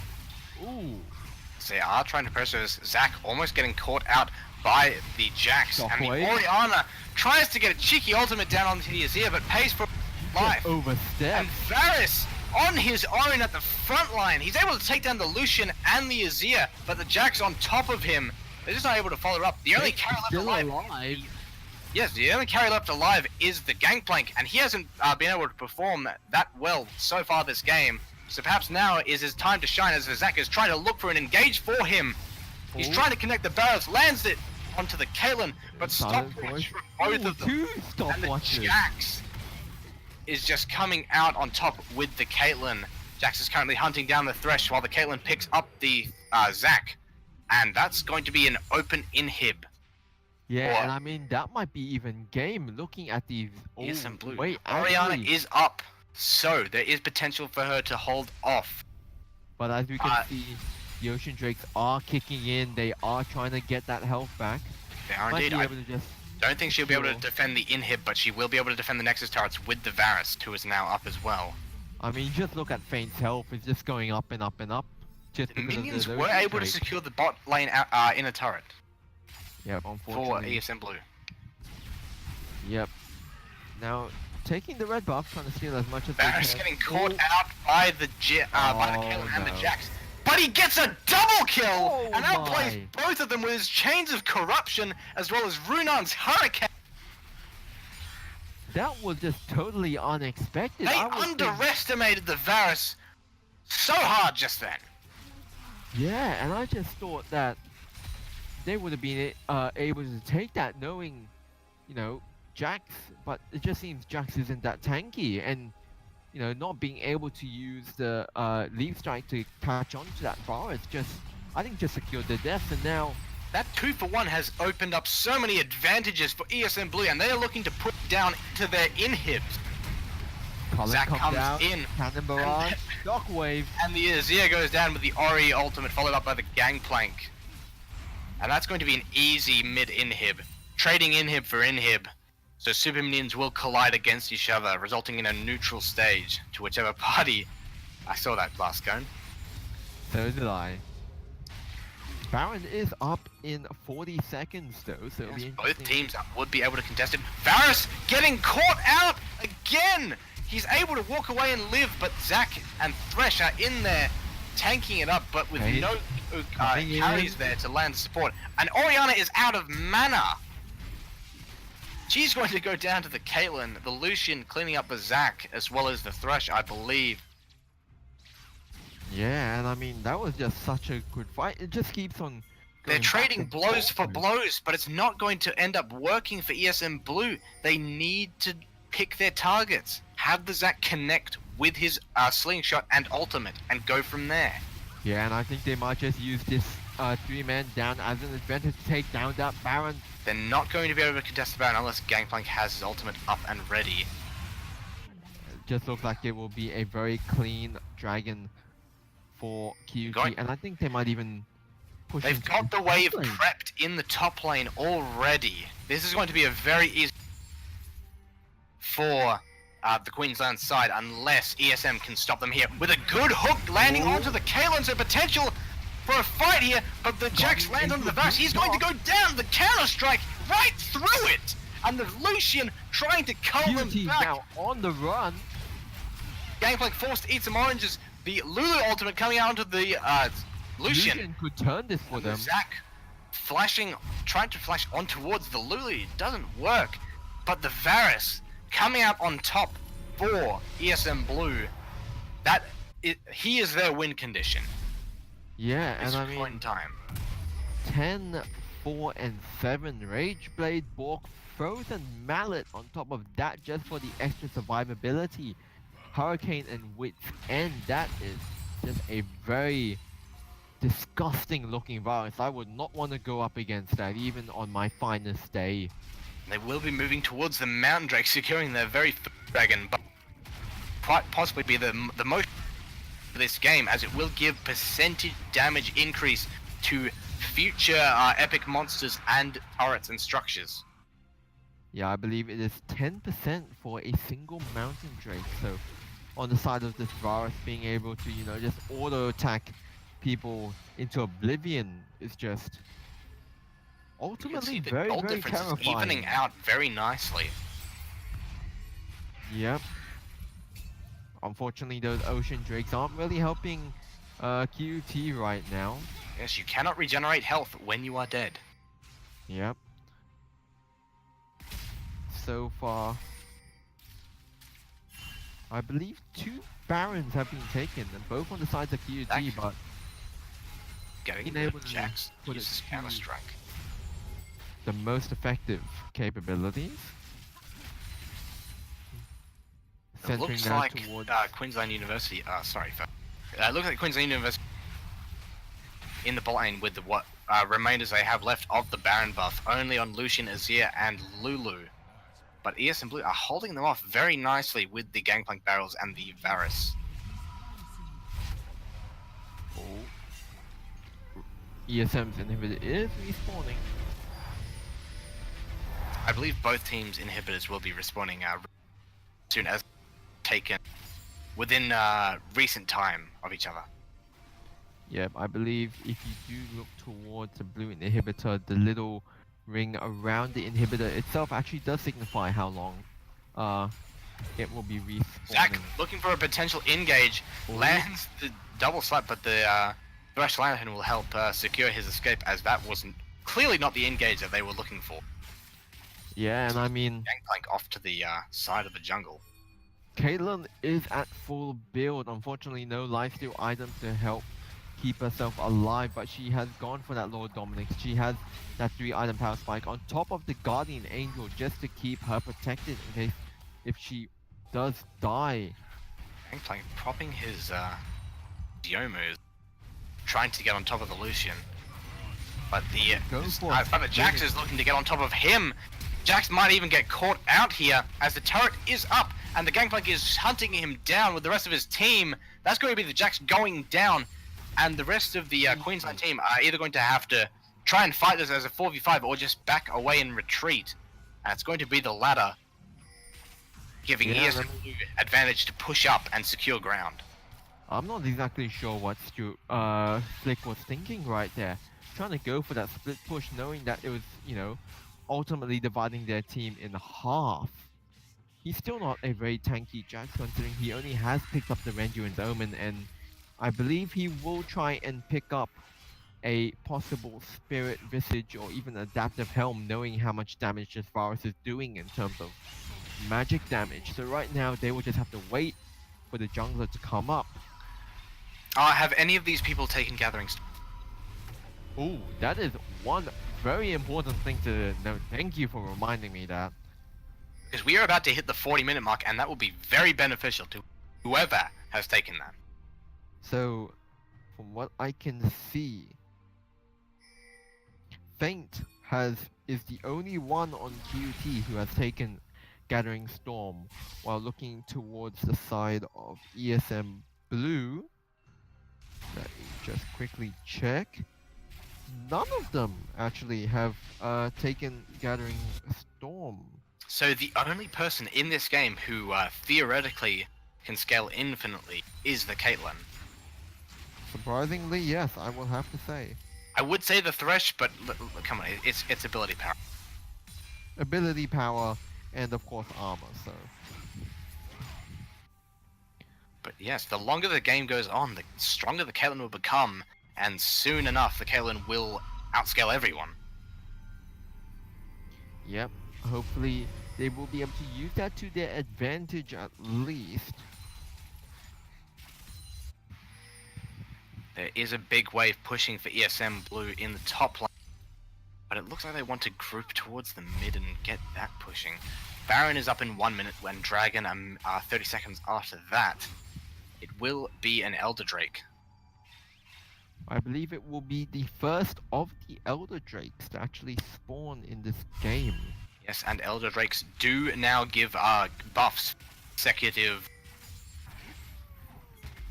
Yep, so I believe if QT do manage to get that Elder Drake, that will be a very powerful true damage burn on the side. Neither team wanting to overexpose themselves. They realize that the next fight could very well be the last. Yep, as we can see, bit of a slight going around. Just mostly Baron prep as well. Both teams would want to get as much vision in this next couple of seconds, as both buffs are spawning. Baron. And arguably, I would say the Elder Dragon buff would be better than Baron buff, as Well, I mean, as the team with the Elder Dragon would more theoretically win the team fight as a whole. But Queensland team are starting up the Baron. Gangplank ultimate comes down to try and peel them off. Zac goes in, but he misses the smite, and the Zac is going to get caught out. His passive does proc, but the Gangplank's in the bot lane, trying to secure the bottom lane inhibitor, as the rest of the team try and hold them back. He's going to have to be forced off. He does get the turret, however, and the Jack's trying to secure what picks he can by following the rest of the team. Baron for bot lane turret. I'm not sure if it's worth, and jungler. However, they are looking for picks. The Varus does land the Chains of Corruption on the Azir, who is forced to Zhonya's. They are going to be able to pick him up unless he flashes out of range, but the Gangplank is going to be able to hunt him down quite effectively. Minions in the bot lane are actually on the side of ESM, but Jack's on top of the Orianna, but the Gangplank barrels finally dealing the damage they need to deal onto the Jax, but the Lucian able to pick up the Gangplank, and they are going to hunt down the Varus, while the Caitlyn picks up the kill onto the Gangplank. And the Lucian the Thresh, forcing the Varus to back away now. However, as I mentioned prior, the minions in the bottom wave, they are massing in the side of ESM, and they could result in the bottom lane inhibitor getting taken, as I believe ESM may be able to hold this. They could hold this. yeah, and I mean, that was just such an intense fight, just trying to go for that Baron. If the Varus is able to get the peel he needs correctly from the ultimate, that was beautiful from the Zac. However, both of the GAs are procced at the same time. The Varus needs to be able to get them, but he's not able to do it. And that's 3 people up on the side of the Queensland team, and they are going to be able to finish this game. And that's going to be a 1-1. We're going to game 3. Yeah, and I mean, that was just such an epic game, back and forth, until QT were just able to secure, those sort of objectives. And I mean, ultimately, what can be said? I don't have any words for that. Well, the team comp that we said was questionable, by the way, today, came through. Yeah. I mean, we will just have to wait to see what will happen in this game 3. Will we see another Lucian top lane again? I mean, that worked out quite well, having that dual ADC composition with the Azir, but not exactly sure if they will try and do that again. Perhaps go back to the more tank, I would prefer, just to make sure, none of them are dying too much, but of course, Yes, and of just course, have we to will see. now be taking a short break. Well, Yeah. that was quite intense.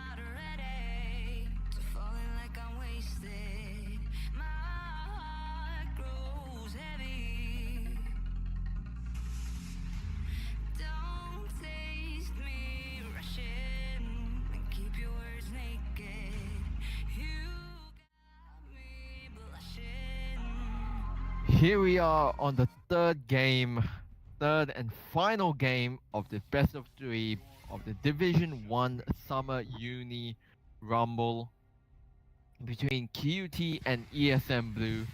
QUT on the red side now, ESM Blue back on their natural blue side. Z and Vel'Koz and Rise as well, 3 mid lane bands so far, as well as the Skarner, so a lot of the same bands, but will be very interesting. Hopefully there will be a bit of a contrast from the last game, which is a very big tug of war between both of the teams. Yes, I'm surprised by the Azir ban, as I felt as though Azir was that impactful that last game. I would have to say as well, but then again, you do have that sort of late game assurance from the Azir, I guess. Unspecialized obviously having a bit of more tougher matchup Yes, we last absolutely game. do. And we have Xayah coming through, as it was not banned by either team. So a potential mistake from the QUT by letting that slip through. However, I wonder if they will allow for the Rakan through as well. The second part of the 2 pieces of Exodia for the bot lane. Lovers duo, Jason. Lovers duo. And That's it what is they're going to be called. snatched away. Yeah, so quite interesting. Rakan by himself isn't the greatest support right now. Will be interesting how QT support will be able to take advantage of such a unique pick, obviously not being in that duo. Let's see, support being picked up first. What will QT go for next? I would presume perhaps pick up their jungler, perhaps their mid laner right now. Yes, I would assume that, well, as you can see, QT has picked up their jungler, and they've gone for the Kha'Zix again, as they did in game. So I'm eager to see how this will turn out for them. He did reasonably well on the Kha'Zix for what it's worth in that first game. Yeah, hopefully Flick will be able to get that early game advantage, especially with the snowballing nature of a Kha'Zix, trying to get into, that natural snowball of it. Ooh. But we do have Alistair picked up as the support character, and Sejuani for the jungle. Sejuani is a very, very good champion, I feel, right now, in terms of team fighting and jungle pressure. Yeah, and I mean, obviously Sejuani being one of more so those tanks, I would rather say. Of course, tanks are slowly falling out of the meta, unfortunately, with the various nerfs to Warmogs and Cinderhulk, and we do see the Gangplank being picked up. Yes, followed by the Camille ban. They want to give Gangplank the as best a laning phase as possible by eliminating those that could easily shut him out. So Camille being one of those champions. The question is though, will Silent Voice take the Lucian? That is interesting as well. It has been left up. They went for the Fiora ban. So a lot of the main fighters and sort of duelists taken off the table. And the last ban likely going to be aimed towards the ADC pick, and yes, it is. It's a Vayne ban, which was followed by, or which was prior. Wait, is that what's the word? Prior. There was also a Tristana ban. There was also a Tristana ban, which was aimed at the ADCs, as they are trying to limit what they can pick in that position. But right there is now, still an Ashe. Well, I'm going to use that word again. Interesting. Yep, and I mean, not an ADC you see much actually. Yes, she's sort of, fallen off the radar a bit as of late. Middle of the pack ADC. Not exactly sure of the matchup between Xayah and Ashe, just because we haven't seen Ashe in such a long time. Yes, but with the mobility and support of Rakan could potentially prove useful. We do have a Syndra picked up in the mid lane. Ooh, blind And a pick potential Cho'Gath. Cho'Gath. So both of these top laners going perhaps for a more scaling route. Of course, Silent Voice going for the tank, while 0 and 5 going for that damage indeed. Seems like it'll just be But he's going to opt out for the Shen instead, which doesn't do that well into the gang. Depending on the playstyle, of course, and what the gangplank takes. If he takes Kleptomancy, of course, there could be problems for him as he is worse off early on. Or if he were to take a more offensive rune such as Arcane Comet, he could have a better time in lane against the Shen. And Yep. an Orianna was picked up to counter or to conflict the Syndra. And of course, we'll see how that goes in eventuality. The Syndra does outrange the Orianna, but we saw how impactful the Orianna was that last game, but for the opposite team. So we'll see if Unspecialized can perform as well as Never Lucky. Yep, of course. We will just have to see. Oriana, I see very good ball carriers in the form of the Rakan as well as the Kazakhs. I believe they are trying to opt in, like they did in game one, trying to go with that Galio, of course, instead of a Galio, going for that Oriana ball carry. A lot more damage, I would say. Of course, equal amounts of CC. Debatable, of course, but enough CC to provide necessary. Yes, and I'm surprised by the lack of exhaust from these teams, or at least from ESM Blue, because for the most part, QUT, these jungle picks have been relatively assassin oriented, with the Jax and the say what you want. The Jax was building tanky, but Jax still has the potential of a assassin, in my opinion. Yeah. And then you've also got the Kazakhs in the first and now in this game, yet no exhaust coming out from the Alistair or even the Syndra, who has opted for cleanse to get rid of the Rakan knock up and charm, as well as the Ash arrow stun, and that's about it actually from for cleanses. Yep, unfortunately, my client is bugging a slight bit. So, Oh, well, not to worry. We will pause the stream momentarily to sync up, regardless, and hopefully you will be able to resolve that issue in that time frame. my spectator delay is actually slower than the actual stream. So, I just hit 2 minutes and 30 seconds. What are you up to? I am up to 1 minute 35. Wow, my internet is not that great today. Usually it is 22 ping, but perhaps the great amount of great casting done on this desk tonight is making my spectator feature feel a bit intimidated by all of this, of course. Yes, well, if anything, I'd say the sheer pressure coming out from both of these two teams would be enough to cause systems to overheat, as this is Division 1 of the Oceanic Rumbles, and it is the finals between these two teams. Game 3, first game went to ESM, second game in a very big tug of war eventually did go over to QUT. QUT hoping to secure that win, and of course a very interesting and special thing we will do afterwards, we will interview the captain of the winning team. So please do stick around after the games have finished, and hopefully we should be able to get, I believe Vance is the captain for ESM Blue, while Flick is the captain for QUT as well. Hopefully, we'll get one of them in the interview booth here as soon as the game finishes. Yes, and both of them have had rather impactful events on both of the games that have happened so far, and that both of them will have a major role to play in this game coming up. Yeah, of course, Sejuani being another frontline tank for the Syndra and the Xayah, while Kazakhs will try to get to that back line of, squishy targets in the form of that Xayah and Syndra, of course.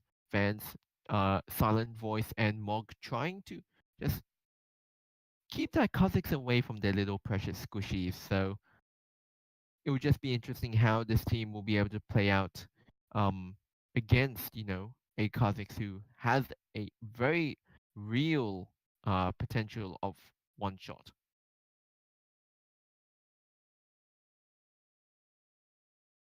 Right, my spectator delay is just hitting last few seconds. I am already in the game. My apologies. It is okay. You it's not your fault that your equipment is having issues. I believe hopefully this should be a one-off thing. Well, it's the last game, so even if it isn't, it hopefully won't cause any issues in the middle of this game. Yep. Just give me a moment to load in. I am paused at 30.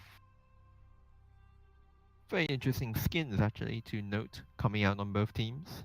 Warlord Chen, Snow Day Syndra. Of course, the infamous Moo Cow Alistair. Oh, Hopefully well. we should get some cowbell somewhere. In my opinion, there's no other. Let's be. We do have Project Ash, Darkstar, Oriana, Guardians of the Sands, Kha'Zix, Sailor Gangplank, and Cosmic Dawn Rakan. Unfortunately, still loading in. I will inform you. Alright. Oh, flip. I have skipped ahead quite quickly. Alright. Just give me a How moment. far? I will just get to 30 seconds and... Yep, I've hit 30. I'm ready. Yep. Right. And we are into the last game of this series. Both teams wanting to give it all they've got at the shot of winning the finals in the Oceanic Rumble for Division 1. We do see a bit of jolly pirate action from the top side of 0 and 5.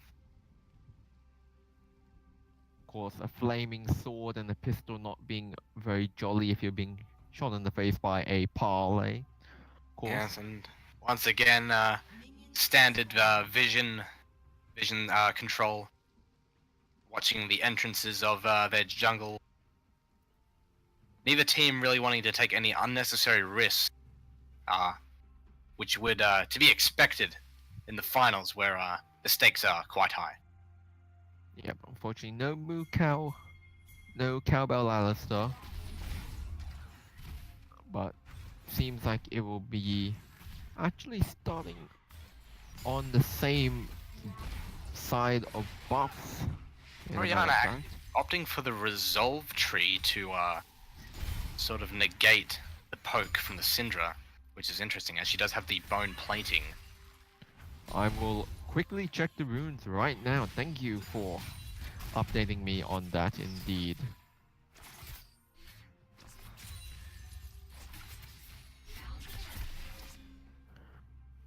But yep, Of very course, there's some rather even trading going on. Ash with press the attack and Zaya with the lethal tempo. yep. So as a matter of fact, very early to level 2 power spike. So obviously, QT give the respect that it is due and back off. But yep, in fact, Unspecialized has gone for Mirror Shell as well, just to have the extra lane security on top of that bone plating, as you did mention, as well as the Scorch. So, fortunately, no Gathering Storm from her, which is a bit of a shame for me, as I always love a Gathering Storm. Shen Ooh. taunt landing on as Sejuani does come in from side 4.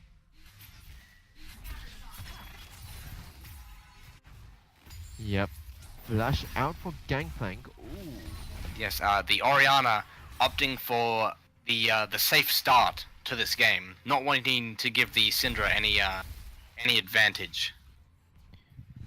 I do see one Gathering Storm, and that is on the ADC of ESM Blue. That would There be you go. the Zaya. Yep. Only one Gathering Storm, unfortunately. Everyone else has taken into other runes. Oh, down the bot Alistair lane. with a good knock up. The Zaya with the threading damage, able to lock down the Rakan and force him out of the fight as the Ashe the Xayah are trading blows. Xayah clearly winning.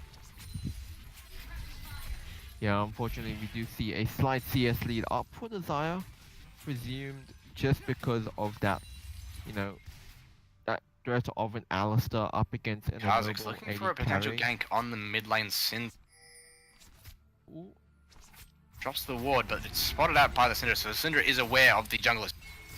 Khan forced to back away. Alistair stun coming out, connecting onto the Ashe, stealing a bit of poke damage, but nothing that will cause any insurmountable damage. The Kha'Zix jumping down onto the Sejuani, who procs. the Aftershock, yeah. Yes, procs the Aftershock, granting 70 bonus armor and magic resist, so the Kha'Zix will likely not follow up onto that. He does spot that the Shen is pushing up, however, and he may want to move into that. He's likely just going to back away. And Specialized, they're having quite a dominant control of this lane, a 10 CS lead. So, respectively, as well, Gangplank actually having a CS deficit as well. Yes, starting with Kleptomancy does put you at a relative disadvantage as a Gangplank, as it gives you the mindset that you should be going for the Kleptomancy stacks, when more often than not, they result in trades that are unfavorable towards you, so you lose any sort of early game advantage that you would normally have in otherwise situations. Yep. I believe Shen opting to try and build into that Tiamat for an early push. Perhaps trying to get that push before a Gangplank decides to build into a Sheen and get that early pushing power as well. The Shen looking to proc Graspy and dying onto Ooh. Orianna ultimate coming out. Lands onto the Syndra, who is not level 6 just yet. Actually, I don't think it was the ultimate, it was just the command attack and dissonance, not the command shockwave.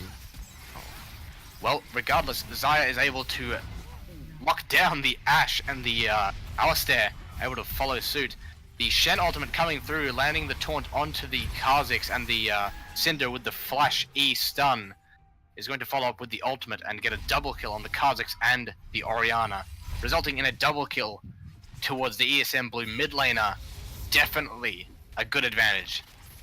Yeah, and I mean, if you had just looked at all of the lanes, you would expect the ESM blue bot lane to maybe have an advantage, but now, you know, Syndra 2 kills, easily making up for that CS deficit in the early game.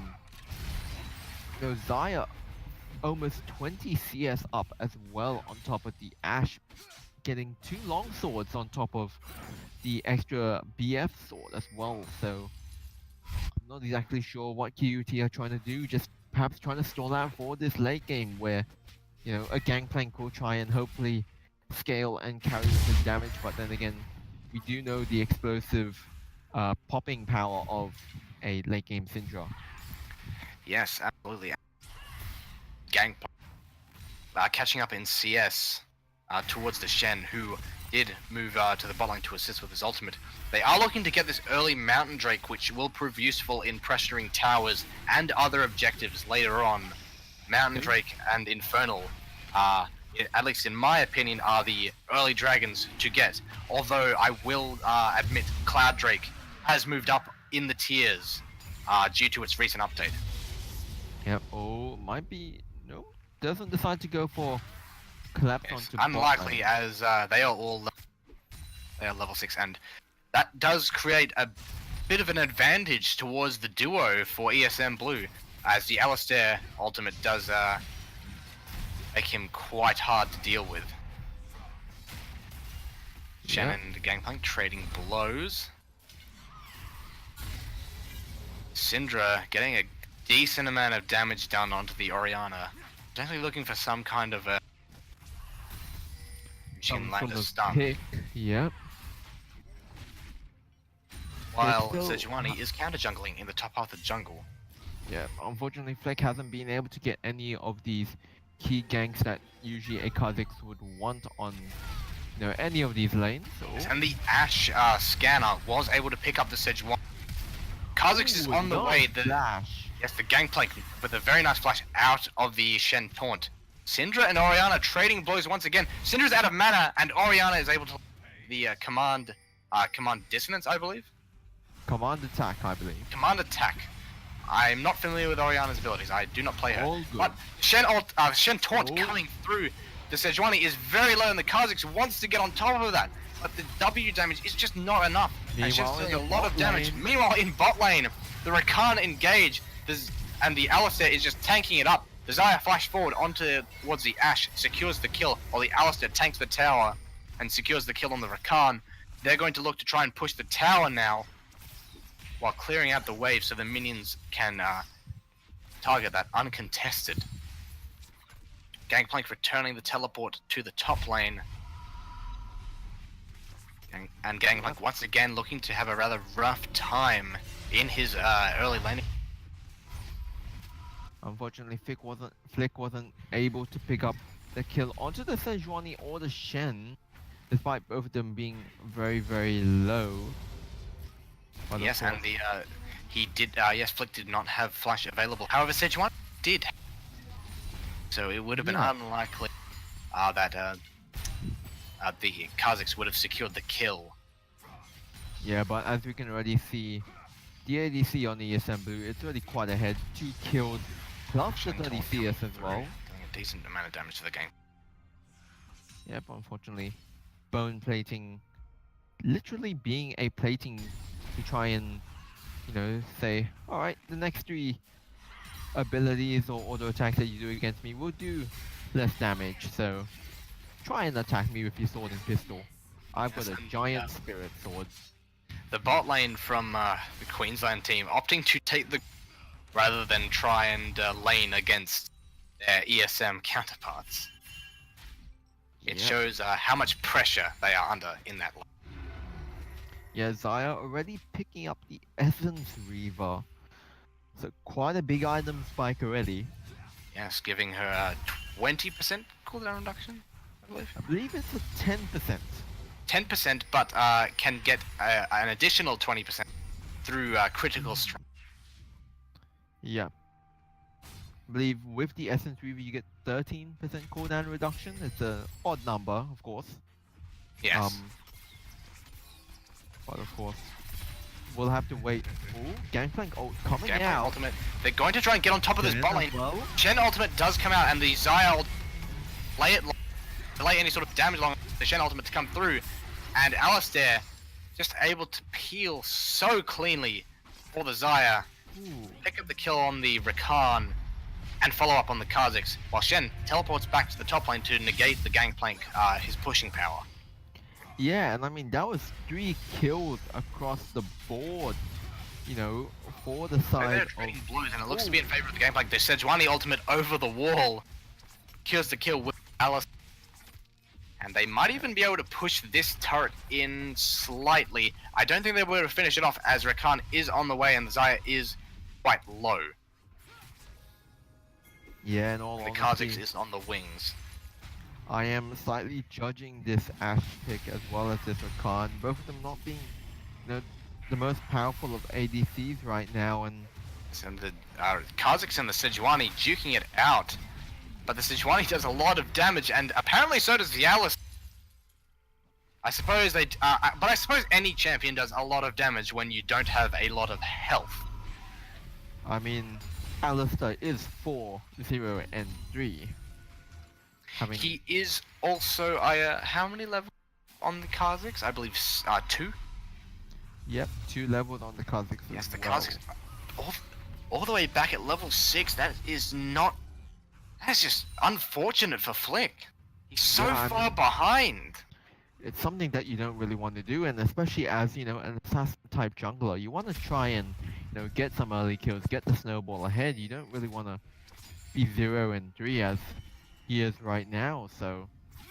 And the Syndra almost already at a level 11 will be able to demolish the Ashe ultimate almost connecting onto the Syndra. Could have resulted in a pickup kill there. Shen Yeah. looking to get some trade damage onto the gangplank again. However, last time it didn't work out so well for him. Gangplank's just going to be able to walk away. And the Kha'Zix finds his way onto the Syndra. Syndra is forced to flash away out of risk for potential engage from the Rakan and Orianna. Shen getting some good trade damage onto the gangplank yet again. He might even be able to pick up the kill here. He takes way too much damage from the tower and is forced to back away. However, Kha'Zix is in the top lane. He's able to block any sort of damage coming out from his auto attacks with his W. And he's able to pick himself up a solo kill in what was arguably a 2v1 situation with the gangplank there. Yeah, and I mean, that is just really uncharacteristic for Flick to just go and do that. I think he just really underestimated his damage. Yes, and now the Shen might even pick up a second kill. The gangplank ultimate does segregate them a bit, but the gangplank is incredibly fragile at the moment, and they are able to pick up an Infernal Drake for the side of ESM Blue, which will further validate that point. Cleanse coming out from the Orianna to sort of delay the engage from the rest of the team. However, the Sejuani, of course, is already on top and will deny the Blast Cone, while the Syndra, almost getting taken down, will go down to the Kha'Zix more than likely, unless the Shen is able to land the taunt in time. He is! And the Syndra lives! Yeah, and I mean, I don't know what QT are trying to do. They're just taking fights that aren't really in their advantage. Attempted to flash taunt is not successful. However, they will be able to pick regardless. Which is just in no position to fight. 0 and 4. This game is just looking to be a clean sweep towards ESM Blue. Yeah, and I mean, on the side of QT, do note that they don't have any tank, while on the side of ESM Blue, they have the Shen, they have the Sejuani, they have an Alistar. And even with this amount of damage, there's no tank shred from, you know, unless you really do try and get to the late game, there is no tank shred on the side of QT. Sure, there's the Orianna, sure, there's a gangplank that can do, you know, barrels, but the barrels only work if they exist, and, you know, when you're up against Syndra and Xayah, who, you know, can kill these barrels from relatively a safe range, I just think that removes all the damage from QT that they even ever had. And so now we can see the Xayah rotating up towards the top lane, so they want to start pressuring those turrets. I wouldn't be surprised if they go for a Rift Herald pickup now, as they seem to have jungle pressure down to a T. And they do spot out the Kha'Zix trying to farm his Raptors. They could easily try and take him out. And the Shen, now with the with Titanic Hydra. Xayah does get engaged on a solo, and she's gonna go down in this 2v1 situation. She might even pick up the kill on the Rakan. No, she's able to pick up the double kill. Sejuani comes in and lends a supportive hurrah with an ultimate. But the Xayah is just so far ahead, she's able to 2v1 the enemy bot lane. Yeah, and I mean, I'm not exactly sure what they were trying to go there. Oh, we do see another Kha'Zix against the 2v1. Shen with the gangplank. Shen is likely going to go down unless he is able to deal enough damage. He almost does. And the Orianna somehow getting caught out of position. I believe the Syndra came up behind the tower and knocked the Orianna back into the rest of the team, or perhaps it was the Alistar, we weren't able to see as we were focusing on the bot lane at that time. Regardless, it happened, and that's another kill towards ECM Blue. Yeah, and I mean, Or ESM. unfortunately, you know, it's 19-2. It's very big odds that I'm not sure if QT can come back. I'd want to believe, for the sake of having a good long, but it just doesn't seem likely. ESM are just pulling ahead, 19-2, with a 10k gold lead, and now they're going to be able to pick up Rift Herald, uncontested. Yeah, and I mean, this is just looking like a very, very rough game for QT, and the only way I can see them coming back is if ESM majorly mess up. But I'm not even sure if ESM are willing to make a mistake like that. Yes, Oh, and we do. have the Ashe and the Xayah fighting it out 1v1. Yeah, Ashe, I'll give it to the Ashe. It was a valiant effort, but Zaya's just way too far ahead. 7-0-3, and you're 0-6-0. It's just not going to work out. However, they are able to pick up a duo kill onto the Shen. So a glimmer of hope in the distance for the Queensland team, but a glimmer. Yes, a very small glimmer, unfortunately, but Zaya Rift Herald looking to being solid picked push up the top well. lane, while Rift Herald is used in the middle lane, and that's going to be the inner taken out. Only the base is left for Queensland team, and the Syndra lands the stun onto the Kha'Zix and follows up with the ultimate and outplays him by pressing the R button. Yep. Rift Herald breaking into that base, casually doing her job. And the Gangplank Really? just trying Now we- desperately to get some sort of favorable engage going, while the Xayah pressures that top lane turret. Baron will be spawning in 15 seconds, and Dragon in 40. It is a mountain. So I won't be surprised if they rotate down to secure that, to improve their odds of breaking into this into their base through a siege. Yeah, and I mean, what is really gonna happen with this QT team? Like, even though they have a Mountain Drake and everything, will they be able to really take back this game? I'm not exactly sure. I hope they would, because I would definitely love to see an epic comeback, but Well, now that Yeah. Baron is up, they are forced to have vision on it, because their only hope of any sort of attempt at a comeback will be to steal the Baron and then hold the base and outlive a siege with Baron up minion. I mean, all that I can think of QT is just trying to do now is just try and stall and hope for the best, but knowing that none of them have Gathering Storm, they're gonna lose out on a lot of damage indeed. Yes, and it looks like the ESM is going to move towards the Baron, as the Shen is standard teleport just yet, but it is starting to come off of cooldown. While the Gangplank is going down there to meet him, who does have teleport. He has finished his Trinity Force and is, I believe, opting towards a Essence Reaver of his own? Or perhaps he's looking to build a Yomu's with a I believe it would Infinity be Edge. the Essence Reaver, just so he can use the ultimate a lot more. I will have to check his runes again, but I believe he did go Transcend. Oh no, unfortunately he didn't go Transcendent, so he's not gonna get the extra AD. But So yes, I believe he is going Yomu. I'm sorry, not the Negatron.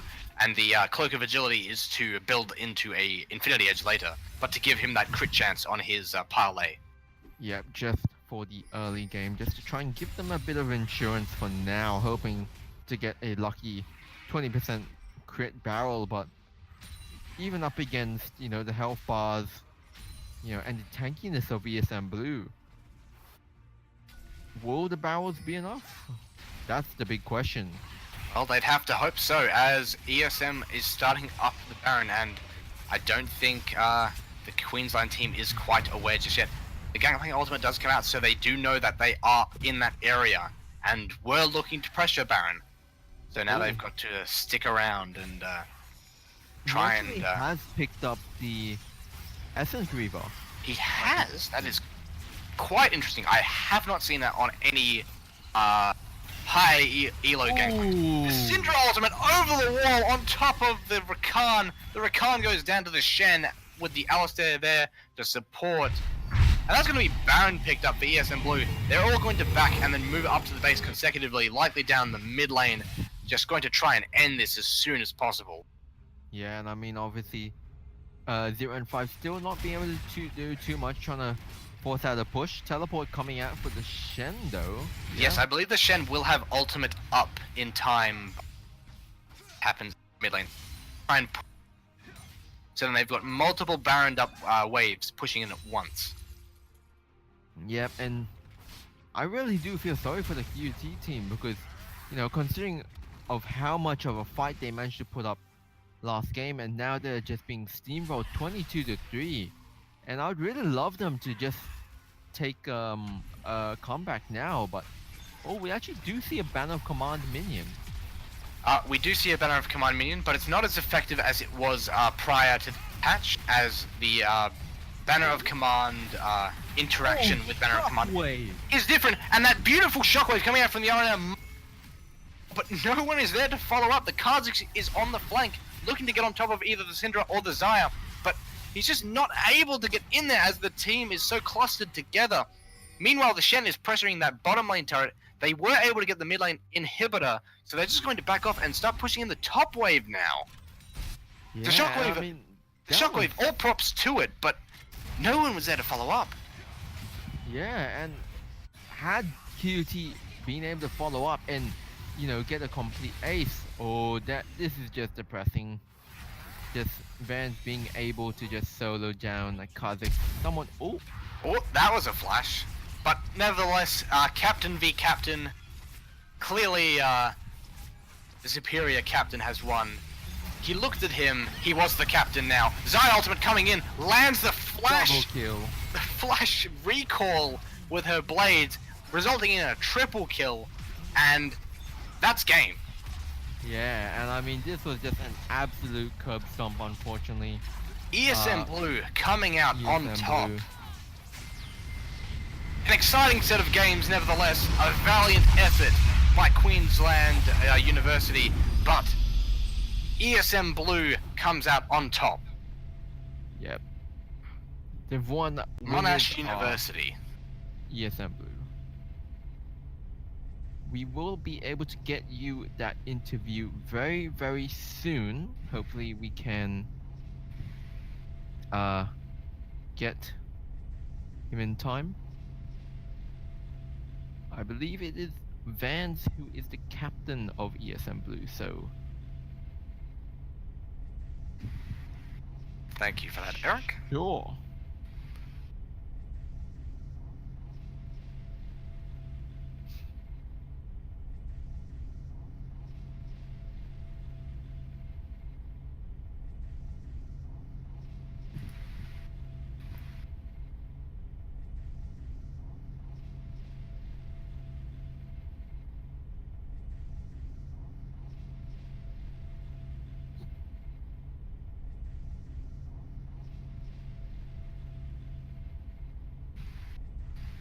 Yeah, hello.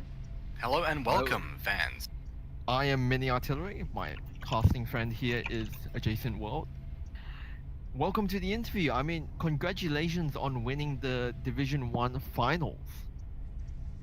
Oh yeah, thank you. Yeah, so I mean, like, what did you think of the games today, knowing that it went to 3 games, having, you know, the first game going to you QUT, then managing to get the second game, although such a tug of war, and then you having this curb stomp of a third game? He going to 3 games is actually pretty nerve-wracking. After the second game, I'm pretty sure the mental state of our team has kind of gone boom.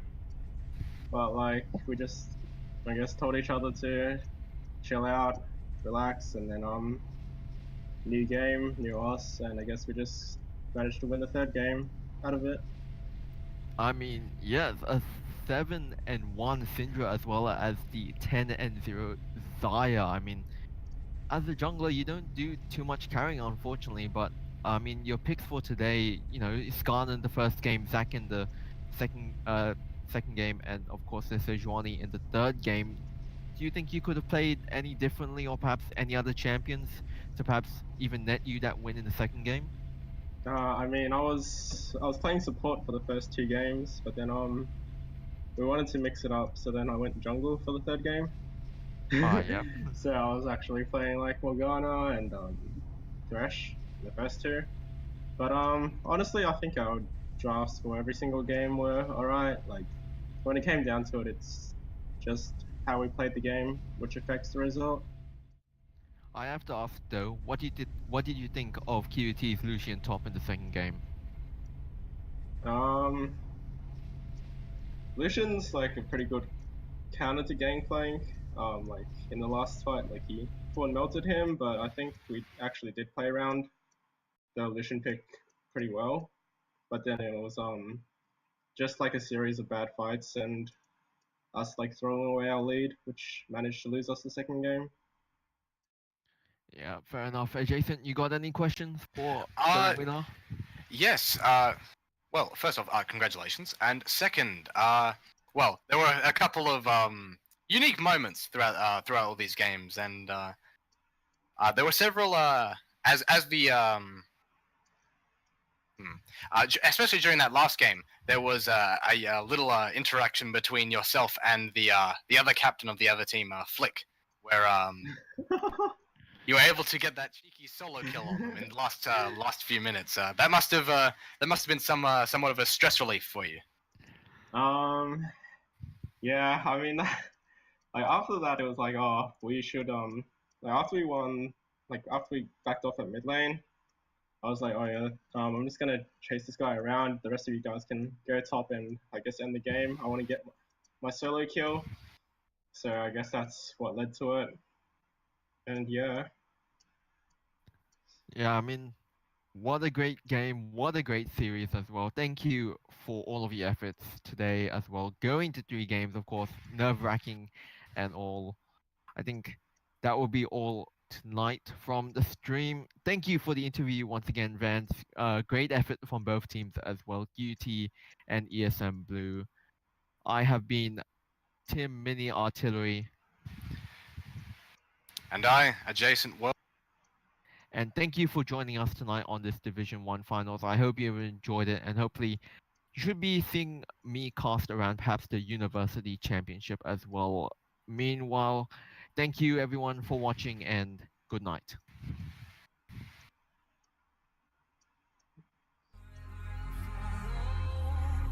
All right.